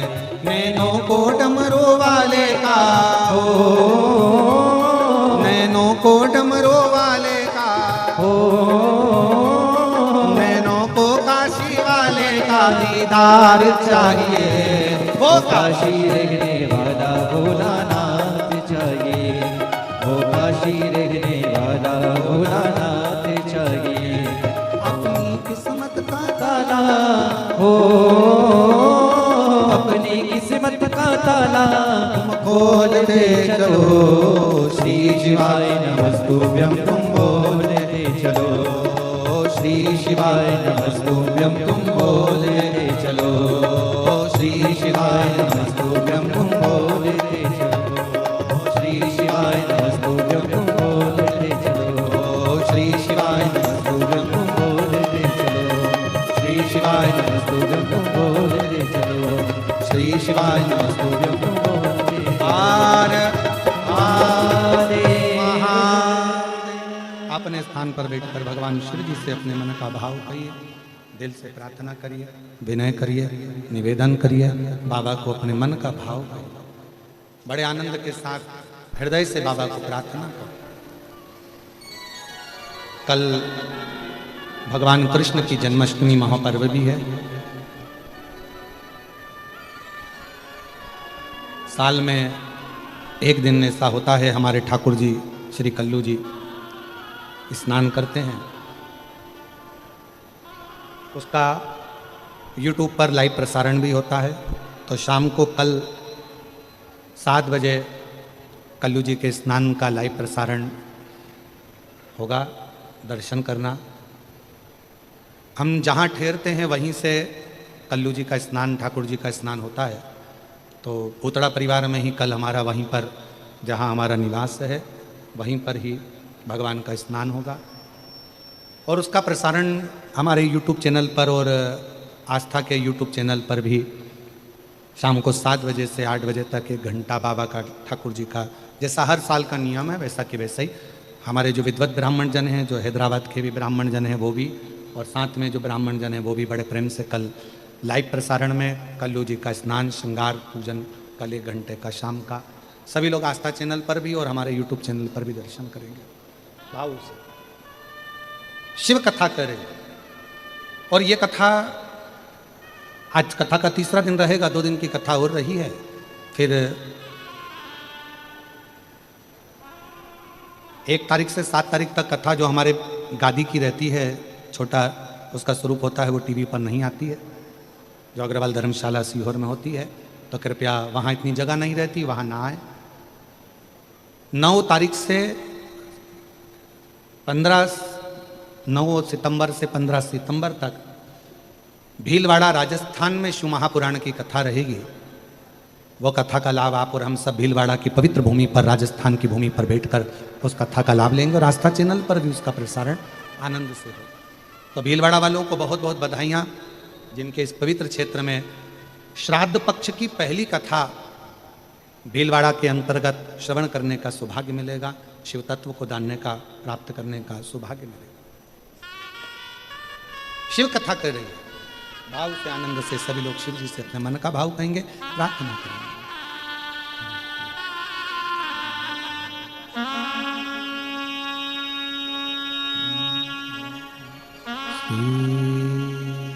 शिवाय नमस्तु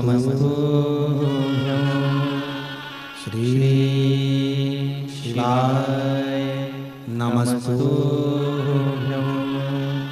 श्री शिवाय नमस्तु श्री शिवाय नमस्तु श्री शिवाय नमस्तु। भोला सब दुख काटो मारा, ओ भोला सब दुख काटो मारा।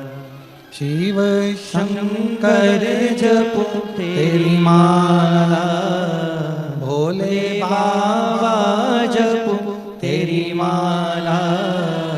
भोला सब दुख काटो हमारा, ओ भोला सब दुख काटो हमारा। वेश है मंगल मंगलकारी, वेश है मंगल मंगलकारी।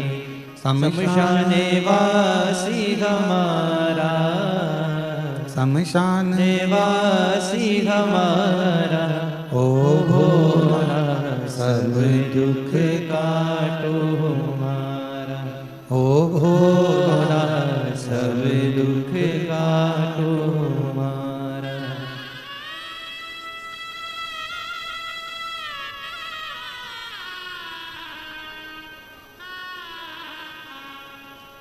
बाबा दैवती महादेव, भगवान शिव उगड़दानी, प्रकालदर्शी, कैलाशी, विनाशी, शिव की कथा कर रही है।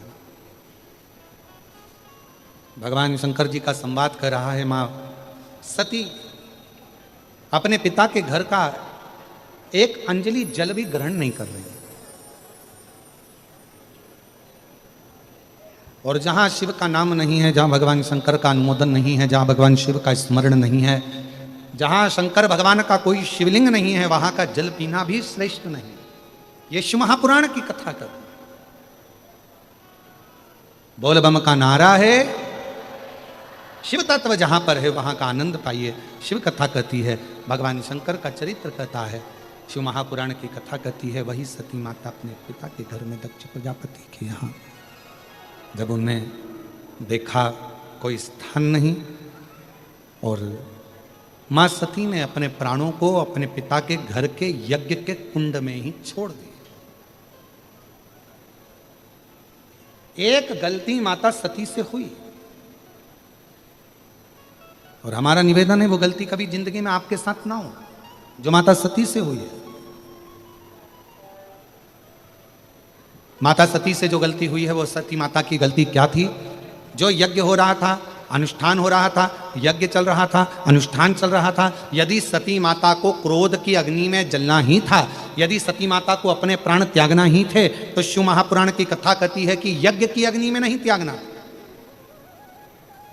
यज्ञ कुंड के नजदीक में नहीं त्यागना था, उस यज्ञ की अग्नि से दूर अपने प्राणों को त्यागना।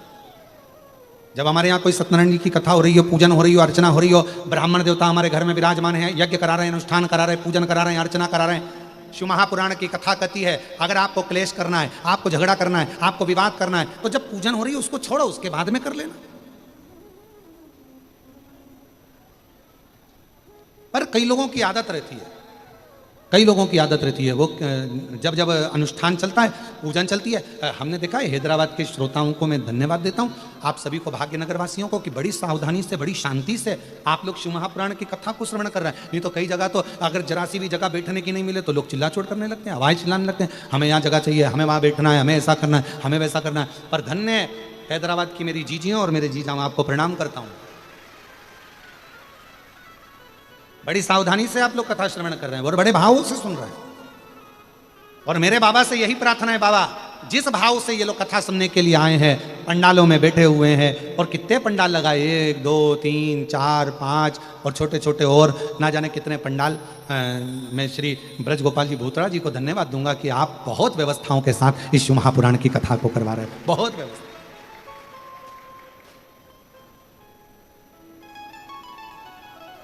और पूरी टीम जितनी लगी हुई है, और यहाँ के पूरे पुलिस प्रशासन को भी मैं धन्यवाद देता हूँ, पूरी पुलिस प्रशासन को जो इतनी सुंदर व्यवस्था को संभाल रहे हैं। एक बार जोरदार ताली बजाकर उनके लिए भी साधुवाद। यहाँ के IG, DIG, commissioner, collector, SP, SSP, pi, यहाँ के थानेदार, सबको साधुवाद है। यहाँ के पुलिस प्रशासन को साधुवाद है, चिकित्सा विभाग को साधुवाद है, जो सुंदर व्यवस्थाओं को संभाल रहे हैं। बहुत बहुत। और दिल से सुनो, हृदय से। जब हम दिल से कुछ बोलेंगे ना बाबा को, ये जो नेत्र बंद कर कर श्री शिवाय नमस्तुभ्यम आप और हम जो 5 बार बोलते हैं, और उसके बाद कहते हैं बाबा सब दुख काटो, उसके बाद 2 क्षण का जो मौन होता है, उस मौन में आप शिव जी आपके दिल की बात बाबा सुनता है, और बाबा की बात आप सुनते हो। आप जो कहते हो शिव उसको स्वीकार करता है, शिव स्वीकार करता है। और उसका प्रमाण एक पत्र है, देखिए कितना सुंदर पत्र आया।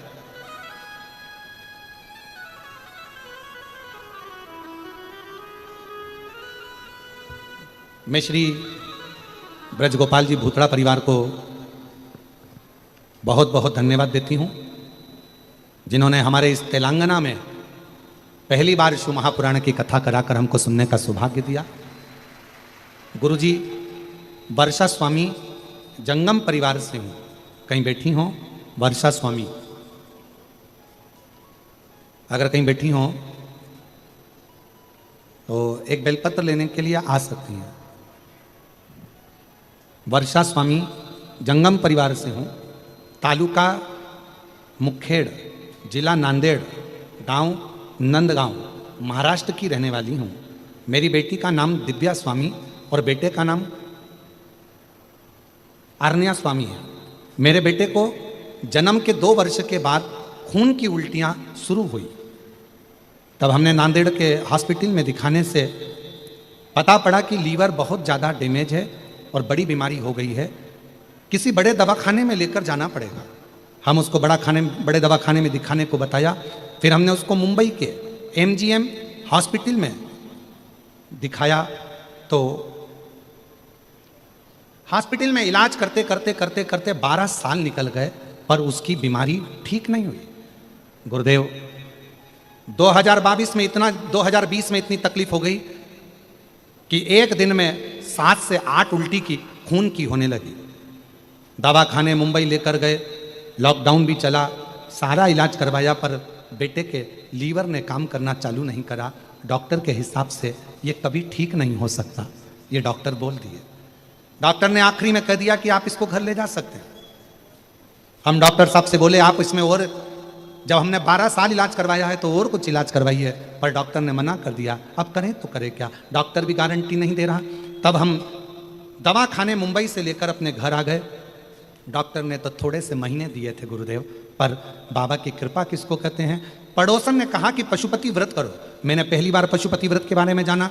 बेटे को हेडफोन लगाकर शिव महापुराण की कथा सुनवाते, बेलपत्र खिलाते और बाबा के आश्रित हो गए। आज मैं बाबा को धन्यवाद देने के लिए आई हूँ कि जो मुंबई के हॉस्पिटल नहीं कर पाए, बाबा के 1 लोटे जल ने कर दिया। आज मेरा बेटा पूर्ण तरह से स्वस्थ हो गया और उसका लीवर काम करने लगा। आज मैं बाबा को यहाँ बेटे को साथ लेकर आई हूँ और बाबा ने मेरे बेटे को पूर्ण तरह से स्वस्थ कर दिया। मैं शिव जी को प्रणाम करने के लिए कहीं बैठी हूँ और अपने बेटे को अगर लाई हूँ तो लेकर आ सकती हूँ। एक लाइन अच्छी लिखी है, वो भी आप और हम गुनगुना लेते हैं। सुनकर भक्तों की पुकार हो के नंदी से काशी नगरी से आए हे मेरे भोलेनाथ। सुन के भक्तों की पुकार हो के नंदी पे सवार काशी नगरी से आए हे मेरे भोलेनाथ। दिल से प्रार्थना करें, हृदय से जब हम भगवान को कहेंगे, दिल से प्रार्थना करेंगे, दिल से विनय करेंगे, निवेदन करेंगे, बाबा को अपने मन का भाव कहेंगे तो बाबा सुनता है, सुनता है। सती मैया ने एक गलती कर दी माता सती ने कि सती माता ने अपने प्राणों को, माता सती ने अपने प्राणों को यज्ञ की शाला में, यज्ञ कुंड के पास में, यज्ञ वेदी के पास में अपने प्राणों को त्याग दिया। जब कोई अनुष्ठान चल रहा हो, कोई पूजन चल रही हो, कोई आराधना चल रही हो, कोई अर्चना चल रही हो, कोई प्रार्थना चल रही हो, याद रखो कभी भी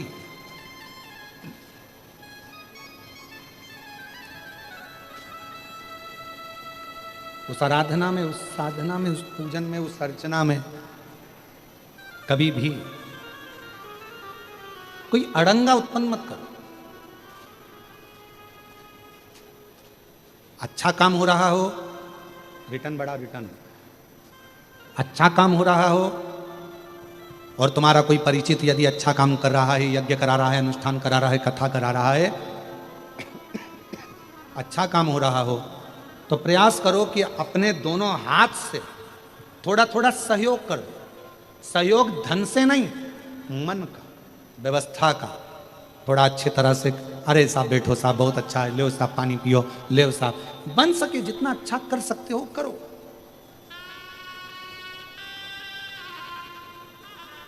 पर दुनिया की जरा उल्टी ही रीत है। सहयोग कम करते हैं, पांव ज्यादा अड़ाते हैं। थोड़ा भी अच्छा काम हो रहा है, इतना अच्छा कैसे हो रहा है? इतनी पब्लिक, इतनी भीड़, इतनी व्यवस्था, सहन नहीं होता लोगों से। अंदर की ईर्ष्या जागृत हो जाती है। और फिर निवेदन है, ऊंच निवास नीच कर तूती, और देख न सकही पराई विभूति। कई लोग ऊंचे ऊंचे ओहदे पर बैठ जाते हैं, ऊंचे ऊंचे सिंहासन पर बैठ जाते हैं, ऊंचा पद मिल जाता है, ऊंची कुर्सी मिल जाती है, उसके बाद भी किसी की प्रतिष्ठा नहीं देखी जाती। ये इतना आगे कैसे बढ़ रहा है, ये उन्नति कैसे कर रहा है, ये इतना आगे कैसे बढ़ रहा है।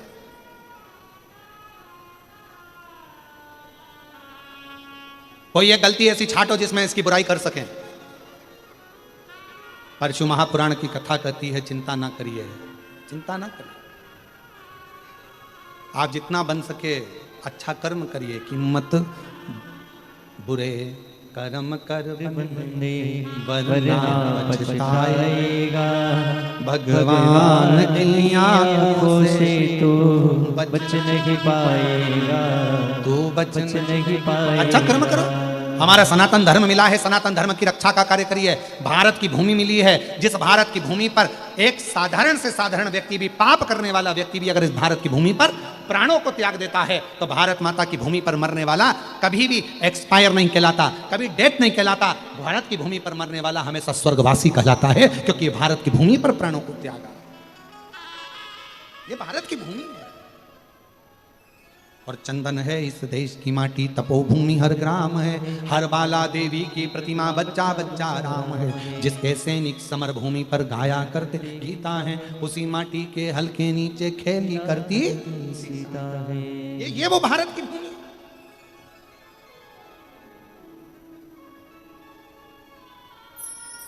और इस भारत की भूमि के प्रति आपका समर्पण मातृभूमि के प्रति होना चाहिए। वो कहते हैं ना, हर कर्म अपना करेंगे, हर कर्म अपना करेंगे, हे वतन तेरे लिए दिल दिया है जान देंगे, हे वतन तेरे लिए हो दिल दिया है जान देंगे, हे वतन संभो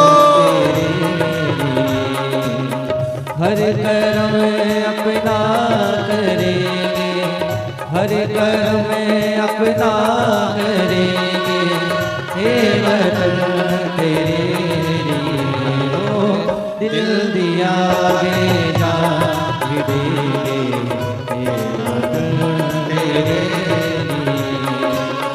दिल दिया है जान भी देंगे, हे वतन तेरे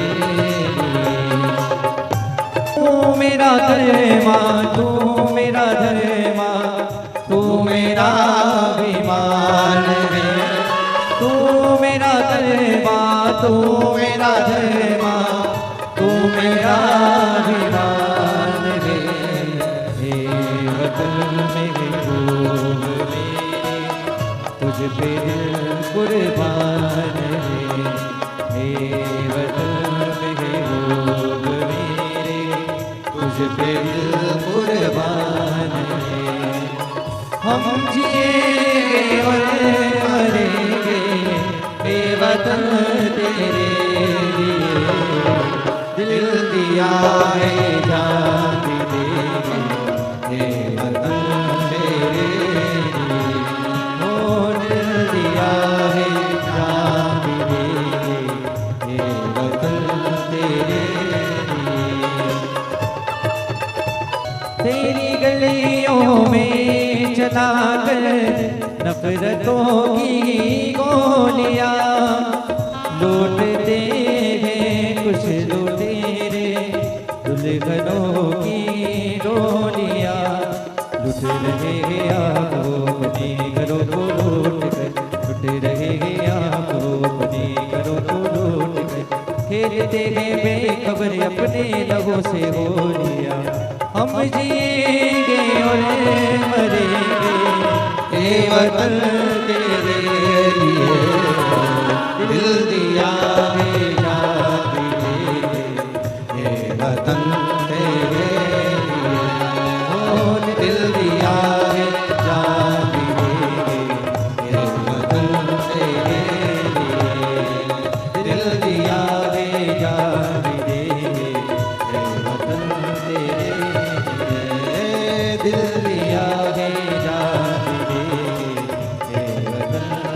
बोल भारत माता की, भारत माता की।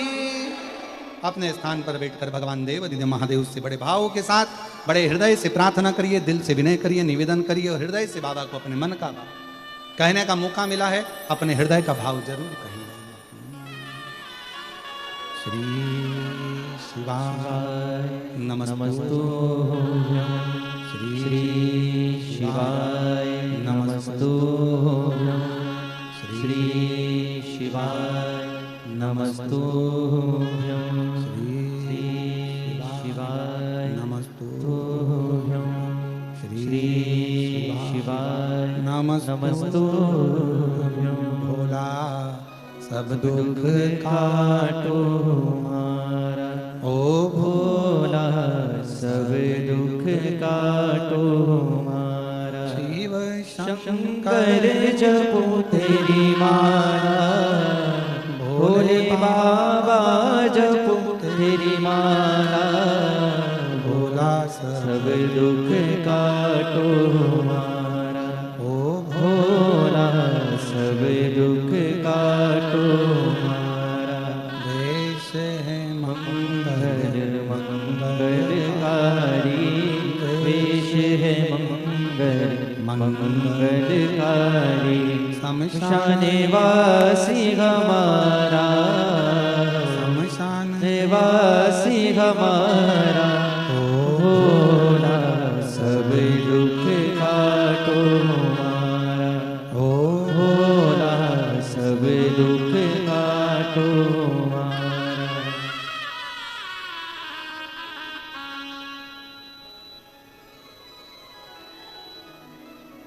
बाबा देवादिदेव महादेव भगवान शिव, ओगड़दानी भगवान शंकर की कथा कर रहे। सती मैया ने अपने प्राणों को जो त्यागा वो यज्ञ की वेदी के पास त्यागा। बन सके कोई अच्छा कार्य हो रहा हो तो सहयोग करो।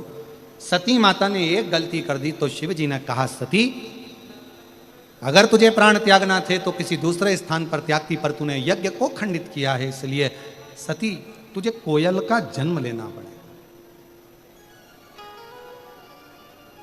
पार्वती माता के जन्म से पहले मां सती को एक बार कोयल का जन्म लेना पड़ा। और माता सती जब कोयल का जन्म ले ली, भगवान शिव से प्रार्थना करी कि मेरी कोयल की योनि से मुक्ति कैसे होगी।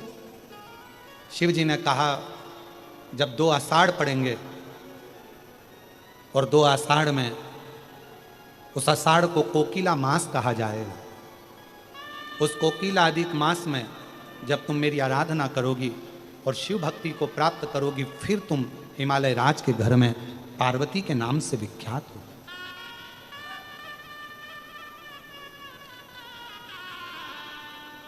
शिव महापुराण की कथा कहती है,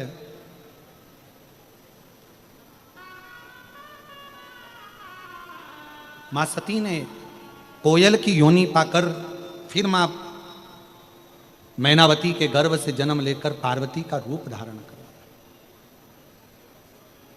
और वो पार्वती मां जो बाल्यावस्था से शिव जी की आराधना करती हैं, शंकर की स्तुति करती हैं।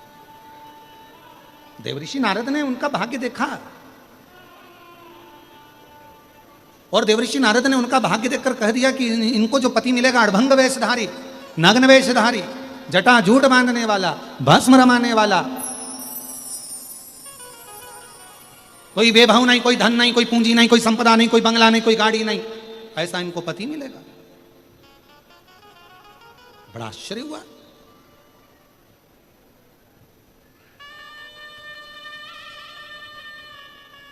मैनावती रोने लगी। हिमालय राज्य ने पूछा, क्यों रो रही हो? मेरे पति, मेरी बेटी का भाग्य, मेरी पुत्री का भाग्य ऐसा, मेरी बेटी का भाग्य ऐसा।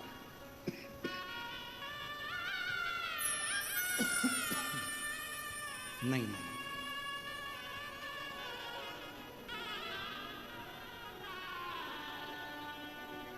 कितना सुंदर कहा। हिमालय राज बोले, भाग्य बताने वाला दुनिया में बहुत हो सकता। देवऋषि नारद ने भाग्य बताया, इंद्र भाग्य बता देगा, पार्वती जी का भाग्य कोई भी देखेगा बता देगा। भाग्य बताने वाले दुनिया में बहुत होंगे, पर भाग्य बनाने वाला दुनिया में बहुत नहीं होगा। भाग्य बनाने वाला तो केवल एक देव अधिदेव महादेव ही होगा, वो भाग्य बना सकता। और जब भाग्य बना बताने वाले ने भाग्य बता दिया कि तुम्हारी किस्मत में ऐसा लिखा है, तुम्हारे पास इतना तकलीफ है, दुख लिखा है, कष्ट लिखा है, परेशानी लिखी है, तो निवेदन है हाथ जोड़कर कहीं नहीं भटकना। जब बताने वाले ने बता दिया कि भाग्य ऐसा लिखा है, रेखा सही नहीं चल रही है, भाग्य अच्छा नहीं चल रहा है, हाथ की रेखाएं सब गड़बड़ हो गई, मस्तक की रेखा सब गड़बड़ हो गई, तो एक हाथ में पानी का लोटा पकड़ो और इस शीश को लेकर महादेव के चरणों में जाओ। एक हाथ से जल चढ़ाकर शीश को नीचे झुकाओ। हाथ में जब पानी का लोटा होगा शिव जी को चढ़ाने वाला, तो हाथ की रेखा पलट जाएगी और ये मस्तक जब भूमि पर शिव जी के सामने झुकेगा तो मस्तक की रेखा पलट जाएगी। शिव को पार्वती जी ने वही काम किया।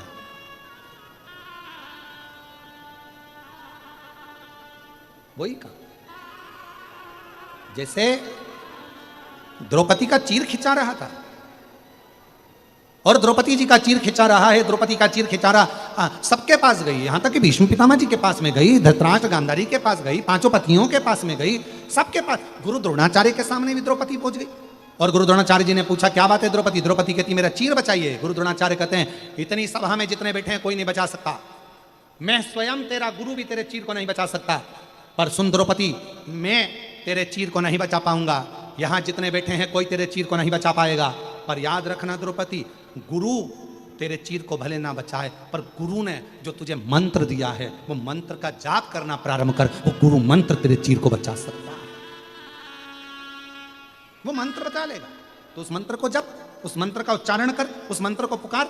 द्रौपदी ने पुकारा मंत्र, भगवान द्वारकाधीश ने आकर चीर बढ़ाना प्रारंभ कर दिया। शिव कथा कर रही है, जब सारी दुनिया में हाथ दिखा लिया, सबसे पूछ लिया और तुम्हारा दुख ना कटे, तब एक लोटा जल लेकर शिव जी के चरणों में पहुंच जाओ। शंकर जी को जल चढ़ाना मां पार्वती ने प्रारंभ किया और वो पार्वती का चढ़ाया हुआ जल केवल एक जगह पर कम नहीं आया। पार्वती जी का चढ़ाया हुआ जल जब पार्वती जी का मंगल विवाह शिव जी के साथ हो गया और पार्वती जी के तन के उट्टन से जब गणेश जी महाराज का निर्माण हुआ, तब वो शीश जब गणेश जी का कट गया और शीश कटा हुआ पार्वती जी की गोद में जाकर जब गिरा, तब पार्वती को क्रोध आया कि मेरा पुत्र जीवित कैसे होगा। तब पार्वती को याद आया कि शिव जी ने कहा था कि मेरे ऊपर चढ़ा हुआ जल केवल एक दिन काम नहीं आता, जब जब दुख की घड़ी आती है तब तब वो चढ़ाया हुआ जल सामने आता है। तब पार्वती जी ने शिव जी से कहा मेरे पुत्र का शीश जोड़ दो। शंकर जी ने कहा शीश मंगवाना मेरा काम है, जोड़ना तेरे विश्वास का काम है। और हाथी का शीश बुलवाया गया, पार्वती का चढ़ाया गया, एक लोटा जल काम आ गया और पार्वती के विश्वास ने शिव जी का सामने भगवान श्री गणेश जी महाराज का हाथी का मुख जोड़ दिया। विश्वास, भरोसा, दृढ़ता। और वही श्री गणेश जी महाराज पधार रहे हैं। जोरदार ताली बजाकर श्री गणेश जी महाराज का स्वागत करिए।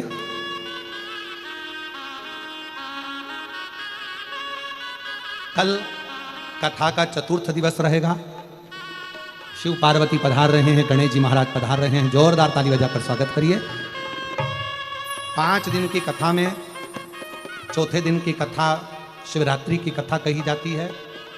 7 दिन की कथा में छठे दिन की कथा को शिवरात्रि की कथा कही जाती है। कल कथा का चतुर्थ दिवस रहेगा। परसों 5वें दिन की कथा, वही समय सुबह 8 बजे से 11 बजे तक की कथा का समय परसों के दिन का विराम के दिन का रहेगा। कल कथा का समय यही 1 बजे से 4 बजे तक रहेगा। परसों के दिन जिस दिन कथा विराम होगी उस दिन कथा का समय यहाँ हैदराबाद में पंडाल में सुबह 8 बजे से 11 बजे तक का रहेगा। टीवी पर वही 1 बजे से 4 बजे तक रहेगा। कल भगवान कृष्ण का जन्मोत्सव भी है, तो कल्लू जी का स्नान श्रृंगार दर्शन शाम को 7 बजे हमारे यूट्यूब चैनल पर, आस्था के यूट्यूब चैनल पर होगा। और 9 सितंबर से 15 सितंबर तक श्राद्ध पक्ष की पहली कथा भवानी कहाँ है? भीलवाड़ा है, भीलवाड़ा में रहेगी। आप और हम उस कथा का लाभ भीलवाड़ा राजस्थान की पवित्र भूमि से 9 सितंबर से कथा का लाभ लेंगे। दिवस में हम सभी प्रवेश करेंगे, उससे पहले स्वागत का जो क्रम, जो हमारी संस्कृति है, जो हमारी सभ्यता है, तो जजमान परिवार द्वारा श्री ब्रिज गोपाल जी भूतड़ा, श्रीमती देपाली जी भूतड़ा, श्री गौरव जी भूतड़ा, श्री आलोक जी भूतड़ा द्वारा पूज्य गुरुदेव का स्वागत, वंदन, अभिनंदन करते हुए और पूज्य गुरुदेव से आशीर्वाद प्राप्त करते हुए साथ में मैं आमंत्रित करना चाहूंगा श्याम बाबा की रसिक कथावाचक आदरणीय श्री पवन गुरुजी, श्री वरुण जी कौशिक हैदराबाद से बड़े ही आदर और सम्मान से मंच पर पधारे, व्यासपीठ का पूजन करें और सुंदर ये स्वागत का क्रम चल रहा है। और हम सभी बाबा भोलेनाथ की कथा में तीसरे दिवस पे हम सभी प्रवेश करेंगे। पवन गुरुजी एवं वरुण कौशिक जी बड़े ही आदर और सम्मान से मंच पर पधारे।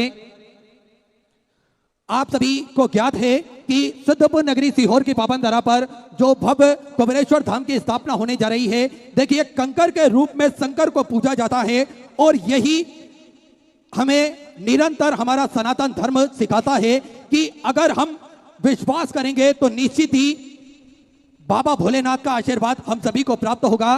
श्रद्धा और विश्वास की ये कथा हम सभी के हृदय में पूज्य गुरुदेव ने जागृत करी है और अगर हमारे मन में विश्वास होगा तो माँ नदी भी माँ गंगा के रूप में हम सभी को दिखेगी। अगर हमारे हृदय में विश्वास होगा तो कंकर में भी शंकर हमें नजर आएंगे। अगर हमारे हृदय में विश्वास नहीं है तो गंगा भी एक नदी के तौर पर हमें दिखेगी और पत्थर भी हमें कंकर के रूप में निरंतर दिखेगा। इसलिए ये श्रद्धा और विश्वास की कथा हम सभी को सिखाती है कि किस प्रकार से हम सभी को विश्वास रखना चाहिए। और आप सभी को निरंतर ज्ञात है सिद्धपुर नगरी सीहोर की पावन धरा पर जो धाम बनने जा रहा है, इस पावन धाम के अंतर्गत सेवा का कार्य भी निरंतर सुचारू रूप से चलता है।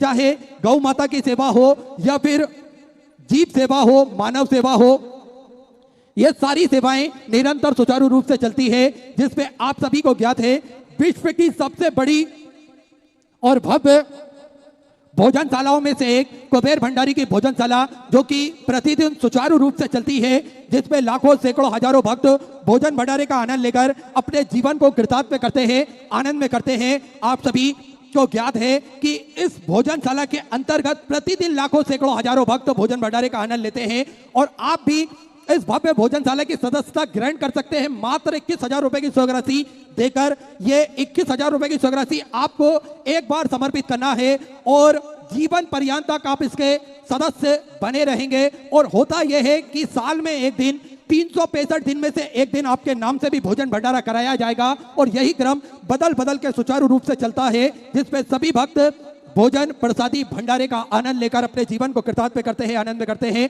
स्वास्थ्य संबंधी सेवाओं में पूज्य गुरुदेव हमेशा बढ़ चढ़कर कार्य करते हैं। आप सभी को ज्ञात है विगत कई वर्षों से निःशुल्क रूप से प्राथमिक उपचार केंद्र निःशुल्क रूप से चलता आ रहा है, जिसपे दवाई गोली भी निःशुल्क रूप से वितरण की जाती है, जिसपे किसी भी प्रकार का कोई शुल्क नहीं लिया जाता है। साथ में आप सभी को ज्ञात है कि समय अनुसार स्वास्थ्य शिविर निःशुल्क रूप से लगाए जाते हैं ताकि के भक्त अपने स्वास्थ्य संबंधित जानकारी बड़े ही आराम से प्राप्त कर सके। साथ में आप सभी को ज्ञात है कि 2 एम्बुलेंस की व्यवस्था सुचारू रूप से निःशुल्क रूप से चलती है और एक सर्व सुविधा युक्त हॉस्पिटल का निर्माण कार्य जो कि चल रहा है। इस हॉस्पिटल के अंतर्गत वेंटिलेटर की व्यवस्था, ऑक्सीजन की व्यवस्था और ब्लड संबंधित सारी व्यवस्थाएं करी जाएंगी ताकि के भक्तों को किसी भी प्रकार की कोई दिक्कत परेशानी ना हो। इसलिए सर्व सुविधा युक्त हॉस्पिटल का निर्माण कार्य मात्र कुछ ही दिनों में यह प्रारंभ होने जा रहा है। साथ में जो 251 कमरों की भव्य विशाल धर्मशाला बनने जा रही है,